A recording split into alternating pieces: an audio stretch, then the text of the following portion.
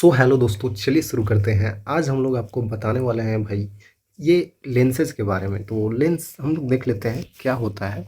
और इससे पहले तो मैंने आपको स्फेरिकल मिरर से जब रिफ्रैक्शन होता था तो उसका एक फार्मूला बताया था बच्चों।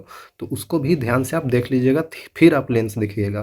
क्योंकि मैं चाहता तो उस टाइम पे भी लेंस से शुरू कर सकता था, लेकिन मैंने उसको बताया क्योंकि लेंस उसी तरह से आया है, वहीं से आया है बच्चों।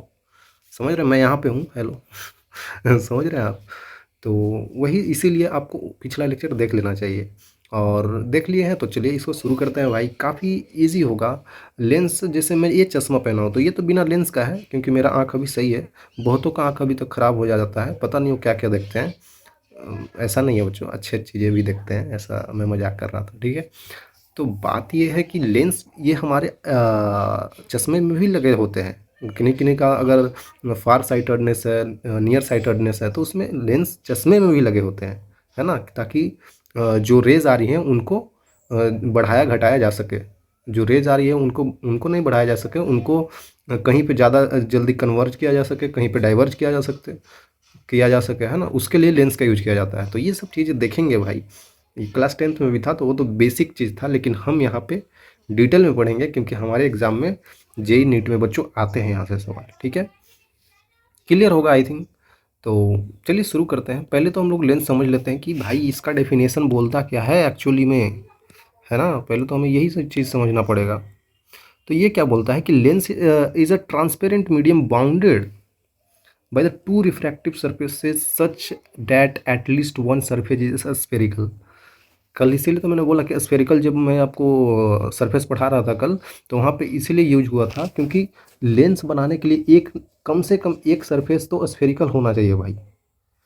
आखिरकार देखिए यहाँ पे मैं ये नोट्स में से भी लाया हूँ आपके लिए कि यहाँ पे अगर आप ये चीज़ देखेंगे ना तो आपको दिखेगा यहाँ पे कि एक सरफेस तो स्फेरिकल है लेकिन दूसरा सरफेस फ्लैट है भाई। तो एटलीस्ट एक सरफेस होना चाहिए। ये हम लोग हमेशा यही पढ़ते हैं। ये क्या होता है? बाई कन्वेक्स लेंस या फिर डबल कॉन्वेक्स लेंस बोलते हैं इसको, ठीक है। हम लोग ये कॉनकेव लेंस पढ़ते हैं तो इसको बाई कॉनकेव लेंस या डबल कॉनकेव लेंस बोलते हैं। तो ठीक है, ये चीज़ तो हम जानते हैं ये कॉनकेव कॉन्वेक्स है और ये कॉनकेव है, और हम यही हमेशा देखते रहते हैं। लेकिन बच्चों ये भी हो सकता है क्योंकि इसमें एटलीस्ट एक फेस जो है वो क्या है? स्फेरिकल है। ये इसमें ये भी हो सकता है कि इसमें भी एटलीस्ट एक फेस क्या हो? स्फेरिकल हो जाए, मतलब यहाँ पे एक ये प्लेन हो जाए। तो ये प्लेन से ही दिखाना चाहिए बच्चों, पता नहीं ऐसे कैसे दिखा दिया है। एक सरफेस इसमें प्लेन है, ठीक है, तो एक सरफेस इसमें स्फेरिकल है। तो है, ये सब चीज़ें होती है। तो बात ये है बच्चों कि हम ये चीज़ बताना चाह रहे हैं कि ये एक्चुअली में बने कैसे होते हैं। जैसे यहाँ पे तो छोटी छोटी बातें हैं जो आपको देख लेना चाहिए। जैसे मैं क्या बता रहा हूँ ये ध्यान दीजिएगा कि कॉन्वेक्स लेंस बहुत तरह के हो सकते हैं। कॉन्वेक्स मतलब जिस तरीके से आपने कॉन्वेक्स मिरर पढ़ा था उसी तरीके से यहाँ पे लेंस भी है। जैसे कि देख सकते हैं ये इस टाइप का शेप में होता है, ठीक है, इस टाइप का। तो उसको हम अभी लाए हैं एक आपके लिए सिमुलेशन, उससे भी आपको मैं समझा दूंगा। अभी के लिए समझिए कि कॉन्वेक्स लेंस वही होता है जो लाइट रेज को कन्वर्ज करता है।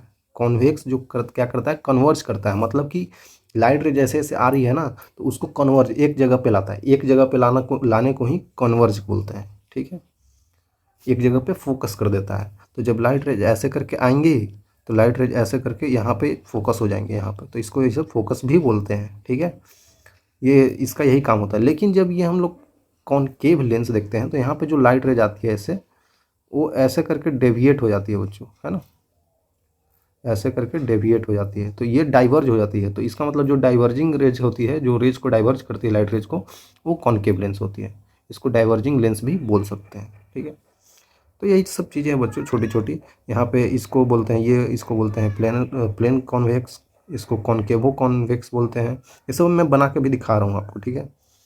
और यहाँ पे डबल कॉनकेव हो जाता है। ये प्लेन मैंने बनाया था, ये प्लेन दिया नहीं था, ठीक है। और ये कॉनकेव कॉनकेव होता है, ठीक है। ये सब चीज़ें होती है।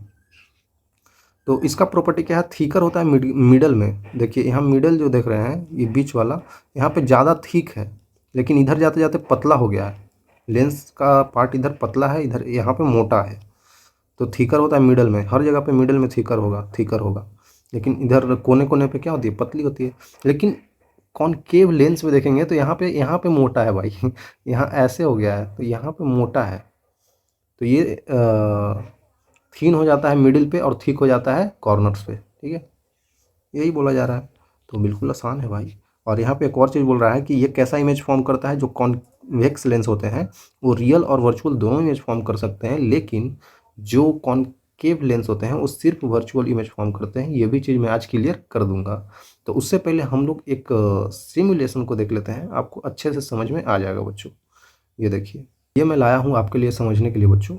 आई थिंक आपको नज़र आ रहा होगा, थोड़ा बहुत तो नज़र आना चाहिए भाई। ये ऊपर यहाँ पे जो गोल गोल घूम रहा है ये आपको दिख रहा है ना, दिख रहा है ना बच्चों? आई थिंक आपको दिखना चाहिए यार। ये देखिए क्या यहाँ पे बोला जा रहा है, आप ये चीज़ समझिएगा पहले कि पहले हम यहाँ पे कॉन्वेक्स लेंस ले लेते हैं और यहाँ पे आपको मैं दिखाता हूँ कैसे होता है। अगर आप ध्यान दें तो आपको नज़र आएगा कि ये पूरा का पूरा, ये जो देख रहे हैं आप, ये पूरा एक स्फीयर का, दो स्फीयर का इंटरसेक्शन है बच्चों। ये जो देख रहे हैं आप, ये दो स्फीयर्स का इंटरसेक्शन है। हम चाहें तो इसका रेडियस भी बढ़ा सकते हैं। देखिए रेडियस कम कर सकते हैं दूसरे का, पहले का भी रेडियस कम कर सकते हैं, है ना।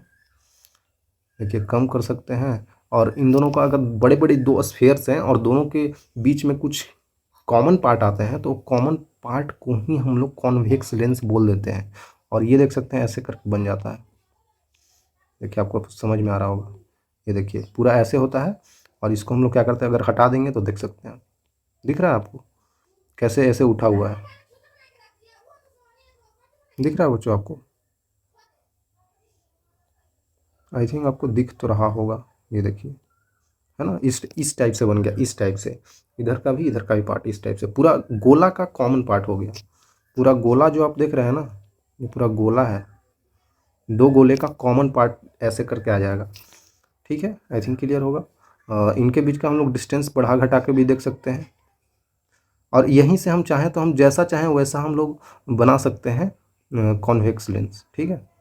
ये देखिए, ये देखिए, आई थिंक आपको दिख रहा होगा, है ना। ये ऐसे हम पढ़ेंगे तो ऐसे रहेगा, ऐसे रहेगा कॉन्वेक्स लेंस। लेकिन रियल में क्या है भाई, पूरा पीछे की तरफ से सर्कुलर आया है। रियल में देख रहे हो आप, रियल में क्या है, रियल में ये ऐसा पूरा सर्कुलर है भाई। पूरा स्फेरिकल का पार्ट है ना, तो पूरा एकदम सर्कुलर दिखेगा आपको बच्चों, देख सकते हैं। हम बस इतना ऐसे देखेंगे, हम जब सोल्व करेंगे सवाल उवाल बताएंगे तो ऐसे दिखाएंगे, लेकिन होता एक्चुअली में पूरा पीछे तक है, ठीक है। जिस तरीके से हम लोग मिरर में दिखाते थे बस ऐसे पार्ट, लेकिन होता पूरा ऐसे था, पूरा स्फेरिकल का पार्ट वो भी होता था। तो ये तो हो गया हमारे लिए कॉन्वेक्स लेंस। तो अब हम आपको बताने वाले हैं कॉनकेव लेंस। कॉनकेव लेंस आपको नज़र आ रहा होगा आई थिंक बच्चों। तो देख सकते हैं इधर गड्ढा है,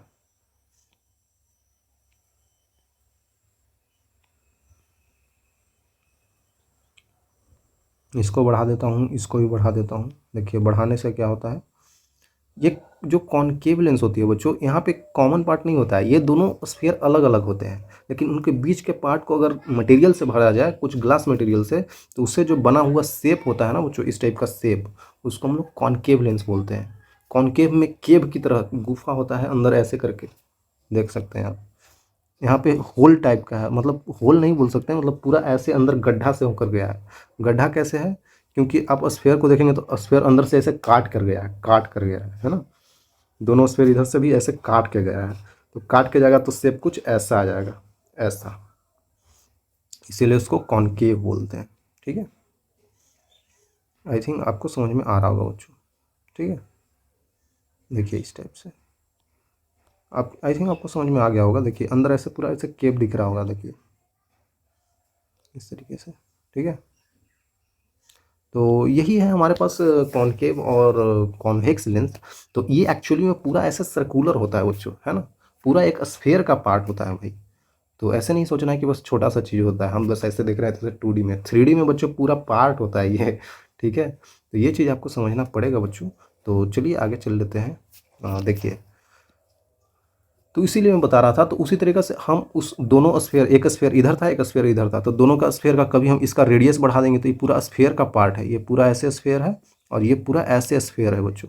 तो इसका कभी हम लोग रेडियस बढ़ाते रहेंगे तो ये कभी और बड़ा बन जाएगा, तो ये कभी कभी फ्लैट लगेगा, तो वही फ्लैट कभी कभी लगने लगता है। फ्लैट मतलब कि रेडियस इन्फानाइट, तो हम इन्फानाइट रेडियस का एक स्फीयर ले लेंगे और इधर से एक इंटरसेक्शन लेने के लिए हम लोग एक छोटा सा स्फीयर ले लेंगे। तो ऐसे कर करके हम रेडियस बढ़ा बढ़ा के हम बहुत सारे लेंसेज प्राप्त कर सकते हैं। तो उसमें से 2 3 4 लेंस आपको बताया जाता है कि ये है भाई, ये कैसा होता है, ये कैसा होता है, ठीक है।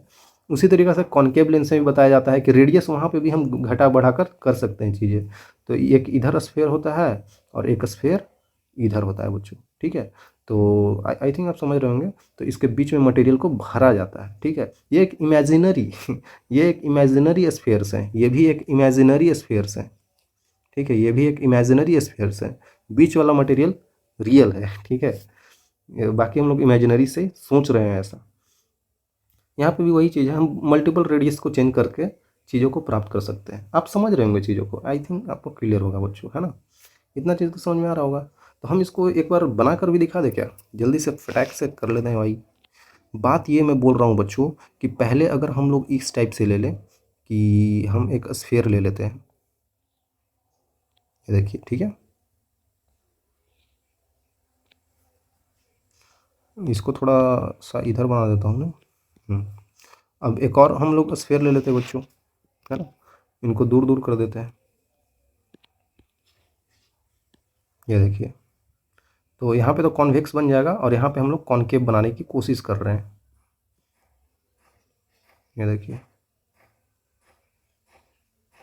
ठीक है। यहाँ पे हम लोग कॉनकेव बनाने की कोशिश कर रहे हैं और ये तो कॉन्वेक्स हमारे पास है ही, ठीक है।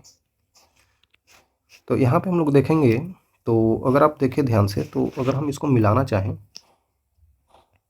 इस पॉइंट से ऐसे,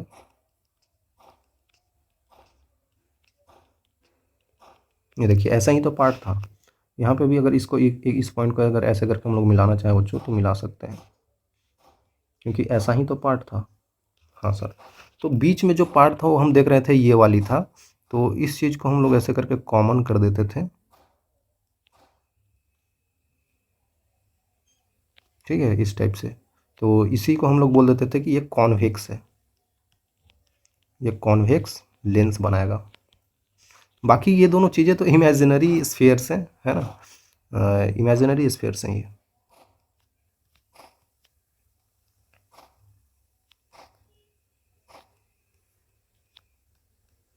ठीक है बच्चों, घबराना नहीं है, बिल्कुल आसान सा चीज़ है। उसी तरीके से यहाँ पे आ जाते हैं बच्चों, कोई दिक्कत नहीं है। तो यहाँ पे क्या करना है, एक ऐसे करना है, स्ट्रेट लाइन लेके, एक स्ट्रेट लाइन नीचे से लेके, अब आपको इसको ऐसे करके दिखा देना है, ठीक है।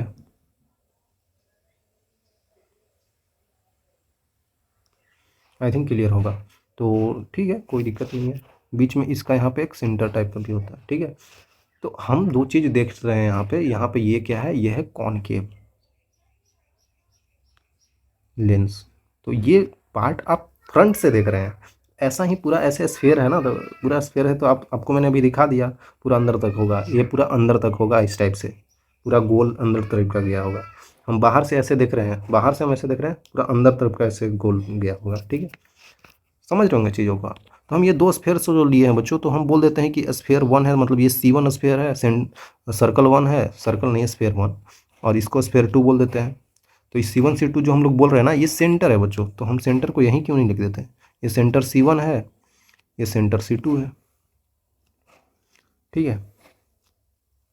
तो ऑब्वियस सी बात है बच्चों, इसका कुछ रेडियस होगा, तो इसका कुछ रेडियस होगा, तो मान लेते हैं इसका रेडियस क्या होगा बच्चों, इसको हम लोग R1 बोल देते हैं।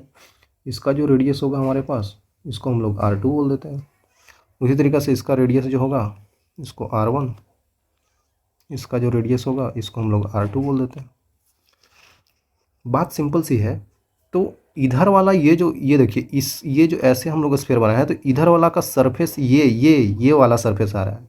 बच्चे सोच लेते हैं कि अगर ये हम लोग ऐसे बनाएंगे आगे चल के कॉन्वेक्स लेंस, तो इसको बोल देंगे कि C1 है और ये C2 है। ऐसा नहीं है भाई देखिए C1 जो बन रहा है ना, ये इस सरफेस के लिए है, ठीक है। तो ये वाला इसके लिए है और ये C2 इसके लिए है देख सकते हैं इस इधर जाके पार्ट बन रहा है ना। तो स्फीयर 2 के लिए ये वाली है और स्फीयर 1 के लिए बच्चों ये वाली है, ठीक है। थोड़ा सा कंफ्यूज हो सकते हैं आप, लेकिन कंफ्यूज होना नहीं है। यहाँ पे तो सिंपल सी पता चल जाता है कि ये C1 है, तो इसका रेडियस जो होगा ये इधर वाला होगा, ये इसका रेडियस इधर वाला होगा, ठीक है। यहाँ इसका अगर रेडियस लेंगे हम लोग यहाँ से, तो R1 लेंगे तो R1 ये दूरी होगा। तो इसको हम लोग ऑप्टिकल सेंटर बोल देते हैं। आपको मैं यहाँ पे बता रहा हूँ अभी चीज़ों को सब अच्छे तरीके से देखिए। अगर हम एक लाइन पास करते हैं इस पॉइंट से, देख सकते हैं इस टाइप से, अगर हम एक लाइन पास करते हैं इस पॉइंट से, तो इस लाइन को क्या बोलते हैं, क्योंकि ये जो पॉइंट है ना ये इंपॉर्टेंट है ये दोनों पॉइंट, इसको हम लोग ऑप्टिकल सेंटर बोलते हैं बच्चों, ठीक है। ऐसे तो हम लोग पढ़ते थे जब तो मिरर पढ़ते थे तो हम बोल देते थे कि ये वाली क्या है, ये प्रिंसिपल एक्सिस है, ये प्रिंसिपल एक्सिस है। लेकिन और हम इसको बोल देते थे कि ये पोल होता था, लेकिन यहाँ पे पोल नहीं है भाई, यहाँ पे यह है ऑप्टिकल सेंटर। इसको मैं लिख दूँ क्या ऐसे करके, ऑप्टिकल सेंटर है बच्चों इसको, ठीक है। तो इसको हम लोग ओ बोल सकते हैं। और ऑप्टिकल सेंटर से पास होने वाली जो परपेंडिकुलर लाइन होती है, जो प्रिंसिपल एक्सिस के परपेंडिकुलर होती है और ऑप्टिकल सेंटर से पास होती है, उसको हम लोग ऑप्टिकल एक्सिस भी बोलते हैं, ऑप्टिकल एक्सिस। अभी बेसिक बेसिक चीज़ें चलेंगी, ठीक है।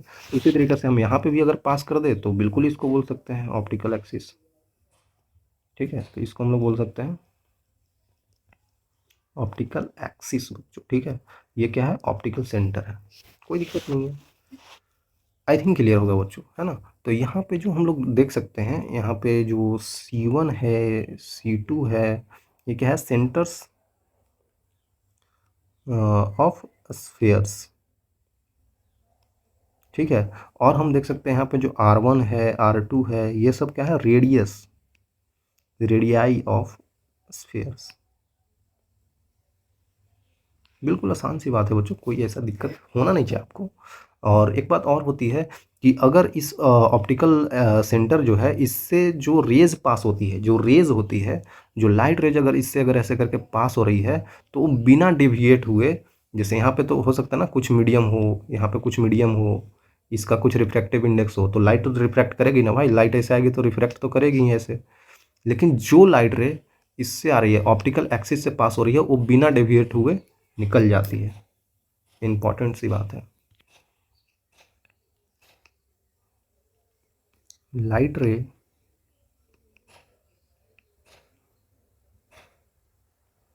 which passes through optical center, light ray which passes through optical center doesn't deviate from its path, doesn't deviates from its original path। ये पाथ से डेविएट नहीं होता है, ठीक है। तो ये बहुत इंपॉर्टेंट सी बात बन जाती है, इसको हम लोग आगे भी देखेंगे। तो ये मेनली चीज़ है बच्चों, सब कुछ आप इसमें समझ ही रहे होंगे, इतना कुछ बताने की तो ज़रूरत नहीं है। ऑप्टिकल सेंटर जैसा कि मैंने आपको अभी बताया बच्चों, a point given to the lens which in which the light rays passes undeviated, उससे जो लाइट रेज होती है वो अनडेविएटेड पास होती है, इसीलिए उसको हम लोग क्या बोलते हैं, ऑप्टिकल सेंटर बोल देते हैं। Light rays passes undeviated through the optical centre, बात वही है। अब हम लोग जो यूज करेंगे लेंस, वो हम डायरेक्टली देखिए, अगर कहीं पे मैं आपको कॉन्वेक्स लेंस बताऊंगा, तो कॉन्वेक्स लेंस के लिए मैं डायरेक्टली से यूज करूंगा इस टाइप का, ठीक है। अगर मैं यहाँ पे ऐसे कहीं पे चित्र बना दिया तो आप समझ जाइएगा कि ये क्या है, कॉन्वेक्स लेंस है, ठीक है। मेरे को बार बार अब बताने की जरूरत नहीं पड़ेगी, ये कॉन्वेक्स लेंस है। और अगर मैं कहीं पे ऐसा चित्र बना दूं तो आपको उस टाइम पे समझ जाना होगा कि ये कैसा है। ये हमारे पास जो होगा, ये जो होगा, ये हमारे पास कॉनकेव लेंस होगा, ठीक है। ये अब मैं बार बार बताऊंगा नहीं, ये मैं बस एक बार आपको मैं बता दिया, ठीक है। ऑब्वियसली ये पता है ऑप्टिकल सेंटर है इसका। तो अगर लाइट रेस मैं अगर मानूं, अगर इन्फिनिटी से आ रही है इस टाइप से, तो आप देख सकते हैं यहाँ पे दो सरफेसेज होती हैं, एक यहाँ पे ये सरफेस, यहाँ पे एक सरफेस, तो ये दो सरफेसेस से यहाँ पे रिफ्रैक्शन होती है बच्चों। तो हम आगे अभी देखेंगे, ठीक है। तो अभी तो हम नहीं समझ पा रहे हैं कि कैसे रिफ्रैक्शन होगा, तो अभी के लिए मान लीजिए कि इस टाइप से गया होगा और इस टाइप से यहाँ पे फोकस पे मिल गया होगा, ठीक है। मैं भी आपको बताने वाला हूँ सारी चीज़ें, ठीक है, इतना घबराने की जरूरत नहीं है बच्चों, ठीक है। ये लाइट रेस तो ऐसे करके मुड़ गई क्योंकि भाई इसका कुछ रिफ्रैक्टिव इंडेक्स होगा n, और बाहर एयर है। और आपको ये भी चीज़ बता दूं मैं कि जो लाइट रे इधर से ऐसे आई होगी, ऑप्टिकल सेंटर से ऐसे करके पास हुई होगी, वो बिना डेविएट हुए बिल्कुल ऐसे चली गई होगी। ये लाइट रे देख सकते हैं, इससे पास हुआ, बिल्कुल सीधी पास हो गया भाई, कोई फ़र्क ही नहीं पड़ा। ठीक है, उसी तरीके से यहाँ पे भी समझ सकते हैं। अगर लाइट रे ऐसे आ रही है तो ये बिल्कुल ऐसे करके ऊपर की तरफ डेविएट हो जाती है। ये ऑप्टिकल सेंटर है, लेकिन जो लाइट रे ऐसे आ रही होगी यहाँ से, वो लाइट रे ऐसे ही चली जाएगी। उस लाइट रे को डेविएट होने की ज़रूरत ही नहीं है, क्योंकि वो ऑप्टिकल सेंटर से पास हो रहा है। या फिर कोई लाइट रे ऐसे भी जा रही हो, कोई दिक्कत नहीं है, फिर भी ये अनडिविएटेड ही पास होगी। कोई लाइट रे ऐसे जा रही होगी तो बिल्कुल ऐसे जाएगी वो डिविएट ही नहीं करेगी। ठीक है, तो आई थिंक आपको क्लियर होगा। तो हम इसको अगर वर्चुअली मिलाना भी चाहें तो इधर पीछे की तरफ मिला सकते हैं, तो आपको ऐसा लगेगा कि ये फोकस से जा रहा है। ठीक है, छोटी छोटी चीज़ें हैं, बस ऐसे ही मैं बता रहा था। ठीक है, आगे चल लेते हैं बच्चों। देखिए प्रिंसिपल फोकस इसका क्या होता है, जो हम लोग पढ़ रहे थे अभी, कॉन्वेक्स लेंस और कॉनकेव लेंस। मेनली आपको पता है बाई कॉन्वेक्स और बाई कॉनकेव लेंस ही पढ़ना है। बाकी के जो लेंसेज थे ना हमारे यहाँ पे, ये सब तो ये सब चीज़ को उतना नहीं पढ़ा जाता है, लेकिन आप समझ लीजिए कि ऐसे ऐसे भी लेंस बन सकते हैं रेडियस को चेंज करके। ठीक है, कोई दिक्कत नहीं होना चाहिए। तो यही मेनली बात है। तो जो प्रिंसिपल फोकस होता है, जब फोकस है बच्चों, जैसे हम लोग की स्फेरिकल मिरर पढ़ रहे थे, तो मिरर में फोकस एक था हमारे पास। ऐसे मिरर था तो उसका फोकस इधर बन रहा था, ऐसे मिरर था मतलब कि कॉन्वेक्स मिरर था तो उसका फोकस राइट साइड बन रहा था, और कॉनकेव मिरर था तो उसका फोकस लेफ्ट साइड ही बन रहा था, कोई दिक्कत नहीं था। लेकिन लेंस में दो फोकस बन जाते हैं। दो फोकस क्यों सर? क्योंकि ये पूरा स्फेयर का पार्ट है बच्चों, ये पूरा स्फेयर है, तो दो स्फेयर्स को मिला के हम एक लेंस बनाते हैं। दो इमेजिनरी स्फेयर्स को मिलाने के बाद ही तो ये लेंस का फॉर्मेशन हुआ है। तो इसके पास दो सेंटर्स हो गए, ये एक पार्ट ही तो है स्फेयर का, तो इसके पास दो सेंटर हो गए, एक इस सरफेस के लिए ये वाला सेंटर, इस सरफेस के लिए ये वाला सेंटर, जिसको हम लोग सेंटर ऑफ कर्वेचर भी बोल सकते हैं। Centre of the sphere, centre of curvature बोल दीजिए, है ना, सेंटर ऑफ कर्वेचर्स। तो सेंटर ऑफ कर्वेचर आपने मिरर में भी पढ़ा था, सेंटर ऑफ कर्वेचर जो पढ़ा था आपने मिरर में भी पढ़ा था, कोई दिक्कत नहीं होना चाहिए। तो दो हो गए, तो इसके कारण यहाँ पे दो फोकस भी होंगे, क्योंकि सेंटर ऑफ कर्वेचर क्या होता है, 2 टाइम्स फोकल लेंथ होता है। तो जो फोकल लेंथ बनेगा यहाँ पे बनेगा, और यहाँ पे एक और फोकल लेंथ बनेगा, तो इसको हम लोग F1 F2 भी बोल सकते हैं।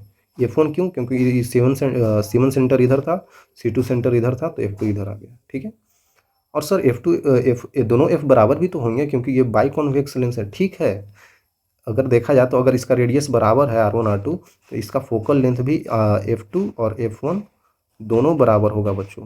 F1 बराबर F2 होगा कब? जब इनका रेडियस बराबर होगा। लेकिन क्या हो जब रेडियस बराबर नहीं हो, फिर इस टाइप का लेंसेज बनेंगे, इस टाइप के बनेंगे, इस टाइप के, इस टाइप के।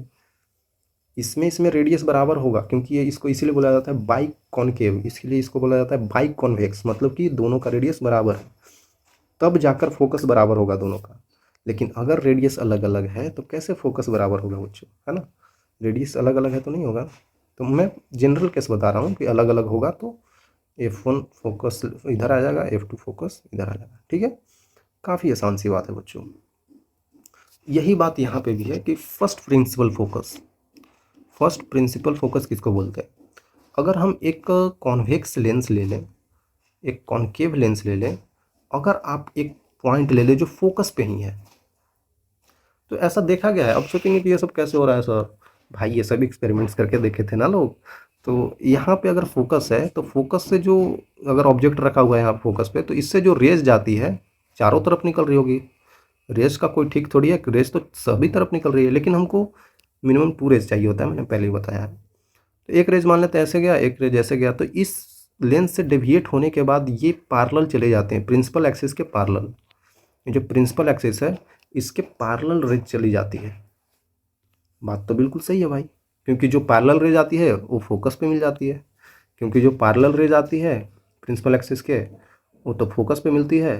तो लॉ ऑफ रिवर्सिबिलिटी क्या होता है, जो फोकस से रेज जाएगी वो फिर पैरेलल चली जाएगी प्रिंसिपल एक्सिस के। तो बिल्कुल ये और ये बात सही है। ठीक है, कोई दिक्कत नहीं है। उसी तरीके से कॉनकेव लेंस के लिए भी देख सकते हैं। जो लाइट रेज ऐसे आ रही है, जो लाइट रेज ऐसे आ रही है वो ऐसा पैरेलल चली जा रही है, क्योंकि डॉट डॉट से मिलाएंगे तो हमको लगेगा कि ये F1 से F1 की तरफ आ रही है। F1 मतलब focal length, first principle focus है कॉनकेव लेंस का। तो हम ऐसे लाएंगे तो हमको नहीं लगेगा कि डॉट डॉट डॉट से F1 की तरफ आ रही है लाइट रेज। लगेगा बच्चों, डॉट का मतलब होता है लगना, लगेगा, इमेजिनरी, इमेजिन हो जाएगा कि इधर है। ठीक है, आई थिंक क्लियर होगा। तो आई थिंक समझ रहे होंगे आप। तो उसके बाद ये फिर इधर की तरफ मुड़ जाएगा पैरेलल टू प्रिंसिपल एक्सिस। इसका उल्टा कर दीजिए, अगर इधर से ले आए तो इधर चला जाएगा, तो उसी तरीके से इधर से ले आए पैरेलल टू प्रिंसिपल एक्सिस तो ये फिर भाग जाएगा इधर की तरफ। ओके, और डॉट डॉट से मिलाएंगे तो लगेगा हमको F2 से जा रहा है। बिल्कुल सिंपल है। तो ये डिफाइन करने का तरीका है। आपको बस एक चीज़ ध्यान में रखना है बच्चों कि जो सेकंड प्रिंसिपल फोकस होता है ना, ये जो सेकंड प्रिंसिपल फोकस है कॉन्वेक्स और कॉनकेव का, वही स्टैंडर्ड फोकस हम लेकर चलते हैं। सर स्टैंडर्ड क्यों लेते हैं इसी को, इसको क्यों नहीं ले रहे हैं? अब बच्चों शुरू से F2 को ही माना गया है, जो सेकंड प्रिंसिपल फोकस होता है लेंसेज का, उसी को हम लोग स्टैंडर्ड मानकर चीज़ों को सोल्व करते हैं। लेने के लिए लोग ये भी ले सकते थे, लेकिन जो कन्वेंशन यूज हो रहा है उसी से हमको थोड़ा उसी को हम लोग लेकर चल रहे हैं, तो उसी को हम लोग भी लेकर चलेंगे ना बच्चों, जो लोग ऊपर लेकर चले थे। इसलिए हम लोग सेकंड प्रिंसिपल फोकस को स्टैंडर्ड मानते हैं। और यहाँ पे लिखा हुआ भी है बच्चों, देख सकते हैं F1 is the defined by rays that comes parallel after the lens. Lens से रिफ्रैक्शन के बाद पैरेलल होते हैं। यहाँ पे जो F1 जो फोकस होता है वो कब होता है? वो जब लाइट रेज क्या होती है लेंस के रिफ्रैक्शन के बाद पैरेलल हो जाती है, देख सकते हैं। लेकिन जो F2 डिफाइन किया गया है वो rays that parallel before the lens. ये कब डिफाइन किया गया है? जब रेज पैरेलल है रिफ्रैक्शन से पहले। ठीक है, तो इस टाइप से है, इतना आपको याद भी नहीं रखना है। ठीक है, ऐसा कुछ नहीं है। तो यहाँ पे एक स्टैंडर्ड चीज़ भी लिखा हुआ है बच्चों कि second principal focus is the principal focus of lens. हम ऐसा एज्यूम करके चलते हैं, इसीलिए मैं बोला अभी कि इसको स्टैंडर्ड मानते हैं हम लोग। ठीक है, अगर कहीं पे मैं अगर लेंस ऐसा करके बना दूँ बच्चों, ऐसा करके, तो ये जो F लिखे है ना इधर और इसका F इधर है, तो ये आपको समझ के चलना पड़ेगा कि यही इसका फोकस होता है। तो इसका फोकस इधर मिरर से राइट साइड है, तो इसको मैं प्लस F लिखूँगा। इसका फोकस इधर से लेफ्ट साइड है, तो इसका माइनस का F लिखूँगा। इसका फोकल लेंथ क्या हो गया? पॉजिटिव हो गया। मतलब मैं ये बोल रहा हूँ कि कॉन्वेक्स लेंस का बच्चों, कॉन्वेक्स लेंस जो है इसका हम लोग फोकस जो लेंगे, फोकल लेंथ, इसका जो फोकल लेंथ लेंगे बच्चों वो पॉजिटिव लेंगे। और इसका जो कॉनकेव लेंस है इसका फोकल लेंथ हम लोग लेंगे नेगेटिव। ठीक है, तो ये बात ध्यान देना पड़ेगा आपको। सर ऐसा क्यों मान लिया आपने, ऐसा क्यों मान लिया? मैंने बोला बच्चों भी स्टैंडर्ड हम यही मानते हैं। ठीक है, तो स्टैंडर्ड मानते हैं तो देख सकते हैं ना, इसमें वही तो हो रहा है, इधर से जा रहा है तो फोकल लेंथ इधर आ रहा है, मतलब हम इस ऑप्टिकल सेंटर से पीछे जा रहे हैं। लाइट रेज ऐसे जा रही है और हम उसके अपोजिट डायरेक्शन में जा रहे हैं। तो यही चीज़ तो साइन कन्वेंशन वहाँ भी लेते थे, मिरर में भी। मैंने वहाँ पे ये भी बात बताया था कि जो साइन कन्वेंशन हम मिरर में यूज कर रहे हैं वही हम लोग लेंस में यूज कर सकते हैं, वैसा ही रहता है। तो इसीलिए मैं बोल रहा हूँ, और इसको मैं और अच्छे से भी मैं आगे बताने वाला हूँ। ठीक है, कोई दिक्कत नहीं होना चाहिए बच्चों। यहाँ पे एक और इम्पॉर्टेंट पॉइंट है कि when medium on the two sides of the lens is same then focal length जो होगा 1 और फोकल लेंथ 2 जो होगा वो दोनों बराबर होगा। मतलब क्या हुआ? चलिए हम आपको आसान सा लेंस लेकर बता देते हैं। ये हमारे पास कॉन्वेक्स लेंस है और आपको दे रखा है इस टाइप से है। आपको दिया है इस तरफ का मीडियम जो है, इधर का मीडियम जो हरा हरा से है, और वही मीडियम इधर भी है। मतलब क्या? रिफ्रैक्टिव इंडेक्स दोनों तरफ सेम है, मतलब इधर अगर म्यू ले लेते हैं तो इधर भी म्यू होगा भाई। अरे यार, मीडियम दोनों तरफ अगर सेम है, medium on the two sides of the lens same, अगर सेम है तो हमने आपको क्या बताया अभी बच्चों कि ये जो होती है इस टाइप से ऐसे बड़ी सी पार्ट होती है स्फेयर का, और इधर से ये वाली बड़ी सी पार्ट होती है। इसको हम लोग C1 बोल देते हैं, इधर वाले सेंटर को इधर C2 सेंटर बोल देते हैं। इधर वाला जो फोकस होगा F1 होगा, इधर वाला F2 होगा।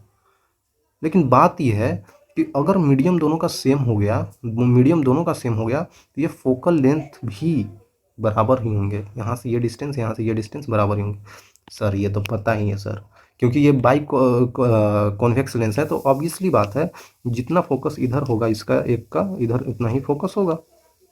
दोनों F1 F2 बराबर होगा, जो आपको यहाँ पे देख सकते हैं। अगर ये F1 है और ये F2 है तो F1 बराबर F2 होगा। ये तो सिंपल सी बात है सर। नहीं बच्चों, इम्पॉर्टेंट बात है सिंपल सी बात है लेकिन इम्पॉर्टेंट बात है। बात ये है कि अगर मीडियम चेंज कर दें, अगर इधर पानी रख दें और इधर हम लोग कुछ अलग लिक्विड रख दें, ठीक है, तो चेंज हो जाएगा चीज़ें। मीडियम अगर अलग अलग हम लोग कर दें तो फोकल लेंथ बदल जाएगा भाई, भले ही ये बाई कॉन्वेक्स लेंस हो। बाई कॉन्वेक्स लेंस तो हम समझते हैं कि इसका रेडियस इधर R1 होता है, इसका रेडियस इधर R2 होता है, तो दोनों तो रेडियस बराबर होते हैं बाई कॉन्वेक्स में। लेकिन अगर हम मीडियम चेंज करते हैं तो इसका फोकल लेंथ बदल जाएगा, बराबर नहीं आएगा। अगला पॉइंट यही बोल रहा है, if medium on the two sides of the lens are not same then ratio of their focal length क्या होगा, वही पूछ रहा है। तो वो पूछ रहा है इस तरीके से कि अगर हम लोग इस टाइप से बना देते हैं, पता नहीं कैसा लेंस बन रहा है हमारा, ठीक है बच्चों, इस टाइप से है। और हम अगर इस टाइप से बना रहे हैं और हम बता रहे हैं कि इधर कोई मीडियम है, इधर का मीडियम कुछ अलग है, इधर का मीडियम कुछ अलग है भाई, ठीक है। मीडियम अलग हो गया तब कैसे करेंगे, ये मान लेते हैं N1 मीडियम है, ये N2 मीडियम है, और इसका मीडियम कुछ अलग ही है, इसका मीडियम म्यू है। अब बच्चों बताइए कैसे होगा। आपको ये भी पता है कि इधर हम लोग जाएंगे तो वो फोकल लेंथ क्या लेंगे, इधर इसका फोकल लेंथ F1 ले लेंगे और इधर से जाएंगे तो इसका फोकल लेंथ F2 ले लेंगे, ठीक है। तो इसका रेशियो अलग होता है, मतलब रेशियो ऑफ फोकल लेंथ लेना है तो F1/F2 अगर कर दें हम लोग तो ये होता है N1/N2 के रेशियो के बराबर। ये इंपॉर्टेंट है, ठीक है, ये इंपॉर्टेंट है बच्चों, ठीक है, ये इंपॉर्टेंट है। सर ये कहाँ से आया ये भी बता दो। तो ये चीज़ें हम बताएंगे, बिल्कुल बताएंगे, कोई दिक्कत नहीं है। छोटे से पार्ट में मैं आपको जल्दी से बता देता हूँ कि ये ऐसे क्यों आ रहा है। क्योंकि कल जो हमने पढ़ा था refraction through the spherical surface, उसी का यूज हम लोग कर लेते हैं। क्योंकि जो लेंस हमारे पास है बच्चों, आप समझिएगा यहाँ पे, ये जो लेंस हमारे पास है, तो इस लेंस को ध्यान से आप ऑब्जर्व कीजिए। अगर मैं इसका ये प्रिंसिपल एक्सिस बना देता हूँ तो आप एक चीज़ समझिएगा, अगर इन्फानाइट से कोई लाइट रे अगर ऐसे आ रही है, अगर कोई लाइट रे हमारे पास इन्फानाइट से आ रही है बच्चों, ठीक है, हमको लगता है कि ये लाइन सीधा बना नहीं है, ऐसा मेरे को प्रतीत हो रहा है, ये तो और सीधा नहीं बना है, तो मैं इसको सीधा बना के रहूँगा, ठीक है बच्चों, आई थिंक अब सही है। तो अब लाइट रे जो आ रही है हमारे पास बच्चों, तो इस तरीके से है। तो आप समझिएगा पहला सरफेस जो यहाँ पे ये पड़ेगा हमारे को, ये सरफेस जो हमारे को यहाँ पे पड़ेगा, क्योंकि ये पहला इंटरफेस है और ये फिर दूसरा इंटरफेस है। जिस तरीके से हम लोग स्लैब में सोल्व करते थे उसी तरीके से यहाँ पे सोल्व करना पड़ेगा भाई।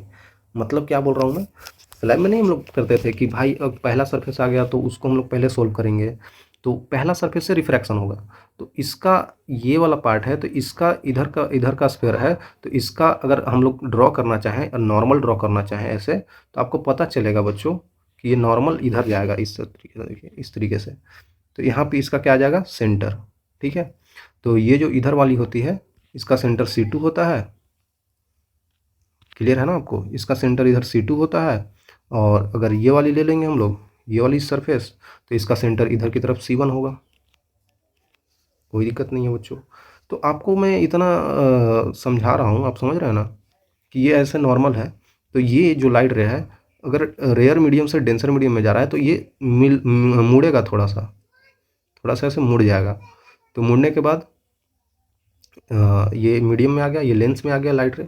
तो आई थिंक आप समझ रहे होंगे, इसको थोड़ा सा हमें मोड़ देना चाहिए, ठीक है, मोड़ दिया थोड़ा सा।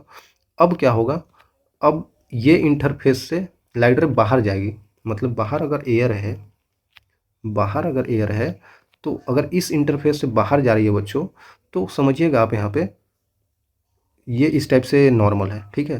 तो ये यहाँ पे नॉर्मल है, तो हमें नॉर्मल से दूर जाना है क्योंकि इसका मीडियम कुछ म्यू है। तो इस नॉर्मल से दूर मतलब क्या, ऐसे जाएगी, ठीक है, ऐसे जाएगी। तो यहाँ पे ये कहाँ पे मिल जाएगी, फोकस पे मिलेगी, क्योंकि इन्फानाइट से लाइट रे आ रही है। तो इन्फानाइट से जो लाइट रे आती है कहाँ पे मिलती है, फोकस पे मिलती है। ये देखिए, तो ये फोकस, तो ये फोकस कैसा होगा, 2 होगा, क्योंकि 2 हम लोग इधर की सेंटर वाली ले रहे हैं ना, तो इसकी ये वाली सरफेस ले रहे हैं, तो ये फोकस 2 होगा। ओके सर, बात तो सही है। तो आप ऐसा डिफाइन कर सकते हैं, मान लेते हैं इधर का मीडियम जो हमारे पास है एयर है, एयर ले या कुछ और ले, ये तो बात गलत है ना, एयर मैंने कैसे ले लिया? हम ले रहे हैं कि दोनों तरफ लेंस का मीडियम सेम नहीं हो, हम दोनों तरफ एयर ले लिए, ये गलत बात है भाई, आपको ऐसा नहीं करना है, ठीक है। तो कुछ और मीडियम होगा। इधर का मीडियम का रिफ्रैक्टिव इंडेक्स म्यू 1 बोल देता हूँ, सॉरी म्यू से अच्छा है N1 बोल देता हूँ। इधर का रिफ्रैक्टिव इंडेक्स N2 बोल देता हूँ, और इसका खुद का रिफ्रैक्टिव इंडेक्स N3 बोल देता हूँ। अब आपको समझ में आएगा, क्योंकि हम लोग स्फेरिकल सरफेस से देखे थे, स्फेरिकल सरफेस फॉर्मूला, ठीक है। स्फेरिकल सरफेस फार्मूला आपने नहीं पढ़ा था? अरे सर आप ही ने तो बताया था। क्या बताया था बच्चों? एन फाइनल मतलब कि N2 divided by N final by v minus N initial by u equal to N final minus N initial divided by R, ठीक है। तो ये मैंने आपको बताया था, ये आपको याद होना चाहिए। इसे यूज कर लेते हैं। पहला हमारे पास सरफेस क्या है? पहला सरफेस ये है, दूसरा सरफेस ये है, ठीक है। तो पहला सरफेस के लिए ऐसा हम लोग डायरेक्टली भी यूज कर सकते हैं, लेकिन आपको समझाने के लिए मैं शुरू से कर रहा हूँ कि ये पहला सरफेस के लिए समझ लेते हैं। पहला सरफेस के लिए क्या समझते हैं बच्चों? ऑब्जेक्ट कहाँ पे रखा हुआ है? ऑब्जेक्ट रखा हुआ है इन्फिनिटी पे, वो भी इधर है, मतलब ये ऑप्टिकल सेंटर है। अगर ये ऑप्टिकल सेंटर है तो ऑप्टिकल सेंटर से इधर रखा हुआ है, तो हम लोग क्या लेंगे? पीछे लेंगे। पीछे जा रहे हैं तो माइनस इन्फिनिटी ले लेता हूँ। और फाइनल इमेज कहाँ बन रही है? फाइनल इमेज कहाँ बन रही है बच्चों? दो बार रिफ्रैक्शन होने के बाद फाइनल इमेज F2 पे बन रही है, मतलब यहाँ से पॉजिटिव की तरफ जा रहा हूँ, प्लस का F2 हो जाएगा, कोई दिक्कत नहीं है। अब आप ये चीज़ समझ सकते हैं कि first surface for first surface, पहला सरफेस से रिफ्रैक्शन होगा तब क्या होगा चीज़ें, तब आप समझ सकते हैं कि एन फाइनल, यहाँ पे फर्स्ट सरफेस के लिए एन फाइनल क्या है? इसका मीडियम। तो एन फाइनल हम लोग लिख सकते हैं N3 divided by an initial जो N1 है, sorry N3 divided by final image कहाँ पे बनेगा, मतलब इस सरफेस से रिफ्रैक्शन के बाद इमेज कहाँ पे बनेगा? इसी मीडियम में बनेगा, लेकिन कहीं पे मान लेते हैं बनेगा, मतलब ऑप्टिकल सेंटर से कुछ दूरी पे। तो वहाँ से दूरी मान लेते हैं यहाँ पे है, तो यहाँ से यहाँ तक की दूरी V1 ले लेता हूँ, मान लिया हूँ मैं, मान लिया हूँ V1, ठीक है। क्योंकि भाई इस मीडियम में इमेज बनेगा ना, पहला इमेज, आप समझ रहे हैं ना, रिफ्रैक्शन हुआ है तो कुछ इमेज यहाँ पे बना होगा ऐसे करके। अब हमको नहीं पता कैसा बना है, कहाँ पे बना है, लेकिन इस मीडियम के अंदर ही बनेगा, और यहाँ से कुछ दूरी पे बनेगा ऑप्टिकल सेंटर से, वो दूरी हम लोग V1 बोल दिया बस बोलने के लिए, कोई दिक्कत नहीं है। अब हम लोग क्या करेंगे? माइनस, अब initial refractive index N1 divided by you तो देख लेते हैं, लास्ट में रख देंगे, इन्फिनिटी पे रखा हुआ, equal to N3 minus N1 divided by R. तो इसका रेडियस जो हम लोग ये वाली सरफेस के लिए देख रहे हैं ना, सॉरी हम लोग ये सरफेस के लिए, इससे पहला रिफ्रैक्शन इससे हो रहा है, तो इसके लिए अगर हम लोग देख रहे हैं तो इसके लिए रेडियस कौन सा लेंगे? इसके लिए रेडियस कौन सा लेंगे? ये F2 वाला, तो इसके लिए रेडियस R2 आ जाएगा भाई, इसके लिए रेडियस तो R2 आ जाएगा ना, इसके लिए रेडियस इधर R1 आ जाएगा, कोई दिक्कत नहीं है। तो फर्स्ट सरफेस के लिए अगर हम लोग देख रहे हैं तो रेडियस R2 आ रहा है, ठीक है। तो समझना पड़ेगा, ये जो कर्वेचर है, ये कर्वेचर है ऐसे करके, इसका रेडियस इधर ही आएगा, तो ऑप्टिकल सेंटर से इधर आएगा, मतलब प्लस का R2, समझ के करना पड़ेगा। अब हम लोग कर लेते हैं फॉर सरफेस 2, ठीक है। सरफेस 2 के लिए कर लेते हैं। सरफेस 2 में क्या होगा? फिर से गणन करना, वही बात। अब क्या होगा? जो इसमें इमेज बना होगा वो इस सरफेस के लिए ऑब्जेक्ट की तरह काम करेगा, क्योंकि यहाँ पे सेपरेशन ये है, क्योंकि हम भाई दो मीडियम देख रहे हैं ना, एक मीडियम अंदर वाला हो गया, एक मीडियम बाहर वाला, उसके लिए सरफेस सेपरेशन है, तो अंदर जो इमेज बना होगा वही ऑब्जेक्ट का काम करेगा। ये तो हम लोग स्लैब में भी देखे थे। तो अंदर जो ऑब्जेक्ट इमेज होगा वो ऑब्जेक्ट की तरह काम करेगा इस सरफेस के लिए, ठीक है। तो उसका रिफ्लेक्शन देख लेते हैं। तो इन फाइनल है ना, यहाँ से निकल के यहाँ जा रहा है, तो इन फाइनल N2 में जा रहा है, N2 डिवाइडेड बाई V, तो फाइनल भी हमको नहीं पता है, माइनस N1, मतलब कि इसका सरफेस के लिए N1 हो जाएगा, मतलब कि N3, ठीक है, डिवाइडेड बाई U। तो U कहाँ पे बना है? जो इमेज बना होगा वही ऑब्जेक्ट की तरह काम करेगा। इमेज कहाँ पे बना था? V1 डिस्टेंस पे, V1 इक्वल टू फाइनल, मतलब N2 minus N3 divided by R। ये सरफेस ऐसे है तो इसका रेडियस पूरा ऐसे करके गया होगा, तो इसका रेडियस इधर होगा R1, यहाँ पे R1 लिख सकता हूँ, ठीक है। इंपॉर्टेंट है, समझना पड़ेगा। ऐसा नहीं कि छोड़ देना भाई हार्ड लग रहा है, अरे यार हटाओ। समझना पड़ेगा बच्चों, है ना। एग्जाम में हो सकता है इससे सवाल भी आए। ठीक है, तो अब ये दोनों चीज़ आपने समझ लिया। तो यहाँ पे एक चीज़ आपको दिख रहा होगा, अगर हम लोग इसको ये फर्स्ट बोल दें और इसको हम लोग सेकंड बोल दें, सेकंड इक्वेशन फर्स्ट इक्वेशन, दोनों को अगर हम लोग क्या करें, ऐड कर दें, add first and second, add कर देंगे तो n3/v1 और n3/v1 दोनों कट जाएगा, क्योंकि माइनस में है और यहाँ पे प्लस में है। सर आपने प्लस माइनस देखा नहीं, देख लीजिए बच्चों, सब सही लिया हूँ ना मैं। v1 डिस्टेंस यहाँ से पॉजिटिव डायरेक्शन में, ठीक है, पॉजिटिव लिया। n1 divided by you, n1 divided by you, मतलब u जो है यहाँ पे माइनस इन्फिनिटी जो मैं अभी रखूँगा, और यहाँ पे भी देख सकते हैं कि n2/v हमको नहीं पता है, जो कि मैं रखूँगा, यहाँ पे दे रखा है। v1 कैसे था, यहाँ से ऑप्टिकल सेंटर से इधर की तरफ दूरी था, यहाँ पे बना होगा इमेज। ठीक है सर, इधर ही कैसे बना होगा, इधर भी तो बन सकता है। ठीक है, कोई दिक्कत नहीं है। यहाँ पे आप नेगेटिव लीजिए तो फिर यहाँ पे आपको नेगेटिव लेना पड़ेगा, फिर भी ये नेगेटिव और ये पॉजिटिव फिर से कटेगा, कोई दिक्कत नहीं है भाई, फिर भी सही आएगा। रेडियस कैसे लिया सर आपने, रेडियस बता दो भाई। तो आप देख सकते हैं रेडियस जो पहला सरफेस के लिए ये वाली थी, तो रेडियस इधर से ऑप्टिकल सेंटर से पॉजिटिव डायरेक्शन में नाप रहे हैं, तो रेडियस R2 पॉजिटिव आएगा। ठीक है सर, ये सरफेस ले रहे हैं दूसरा सरफेस, तो इसके लिए रेडियस यहाँ से इधर जा रहे हैं, तो रेडियस R1 ले रहे हैं, जो कि ऑप्टिकल सेंटर से पीछे जा रहे हैं, तो नेगेटिव होगा, तो नेगेटिव यहाँ पे लेना पड़ेगा, छूट रहा था। ठीक है, ऐड कर देते हैं जल्दी से बच्चों। ऐड करने पे क्या होगा भाई, ऐड करने पे क्या होगा, करिए बच्चों। ये कट रहा है, तो फाइनल हमारे पास क्या आ रहा है, इनटू, फाइनल आ रहा है हमारे पास, देखिए ऐसे करता हूँ, n1 divided by negative n1 divide by you कितना है बच्चों, माइनस का इन्फिनिटी है, plus n2 divided by v कितना है, प्लस का f2 है, इक्वल टू, इन दोनों को ऐड कर देते हैं, तो n3 minus n1 divided by R2, जोड़ देंगे जी, माइनस माइनस इधर आ जाएगा ना, और इसको हम लोग देख सकते हैं n2 minus n3 divided by R1। ठीक है, कोई दिक्कत नहीं है। और अब नीचे इन्फिनिटी है तो ऑब्वियसली ये जीरो की तरफ चला जाएगा भाई, 1/∞ जीरो की तरफ ही जा जाएगा, और ये आ गया हमारे पास, n2/f2 का वैल्यू हमारे पास आ गया ये। ठीक है, अब हम लोग आगे चल लेते हैं, क्योंकि हमें एक और रिलेशन निकालना है। सर वो कौन सा रिलेशन है बच्चों, इस बारी रेज अगर इधर इन्फिनिटी से आ रही है तो इधर फोकस पे जाएगी, f1 पे इस बारी जाएगी, तो इसी का जस्ट उल्टा हो जाएगा, ये सारी केसेस का उल्टा केस हो जाएगा भाई। आ रहा है समझ में आपको, समझ में आ रहा है आपको बच्चों, ये सारे केसेस जो हमने लिया है ना, इस सारे केसेस का उल्टा केस हो जाएगा। तो मैं आपको करके ही दिखा देता हूँ ताकि आपको कन्फ्यूज़न ना हो। ठीक है, ये देखिए, टाइम लग सकता है बच्चों, टाइम लग सकता है, लेकिन आपको घबराना नहीं है भाई, चीज़ों को समझना ही पड़ेगा आपको। ठीक है, ये देखिए, अगर मैं क्या करूँ, इसको उल्टा कर दूँ भाई, ये जो इधर से आ रहा था इसको मैं इधर से ला दूँ,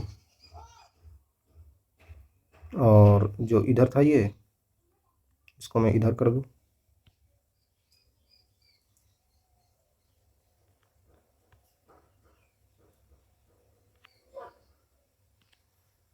और ये जो ऐसे था इसको भी उल्टा कर दूँ।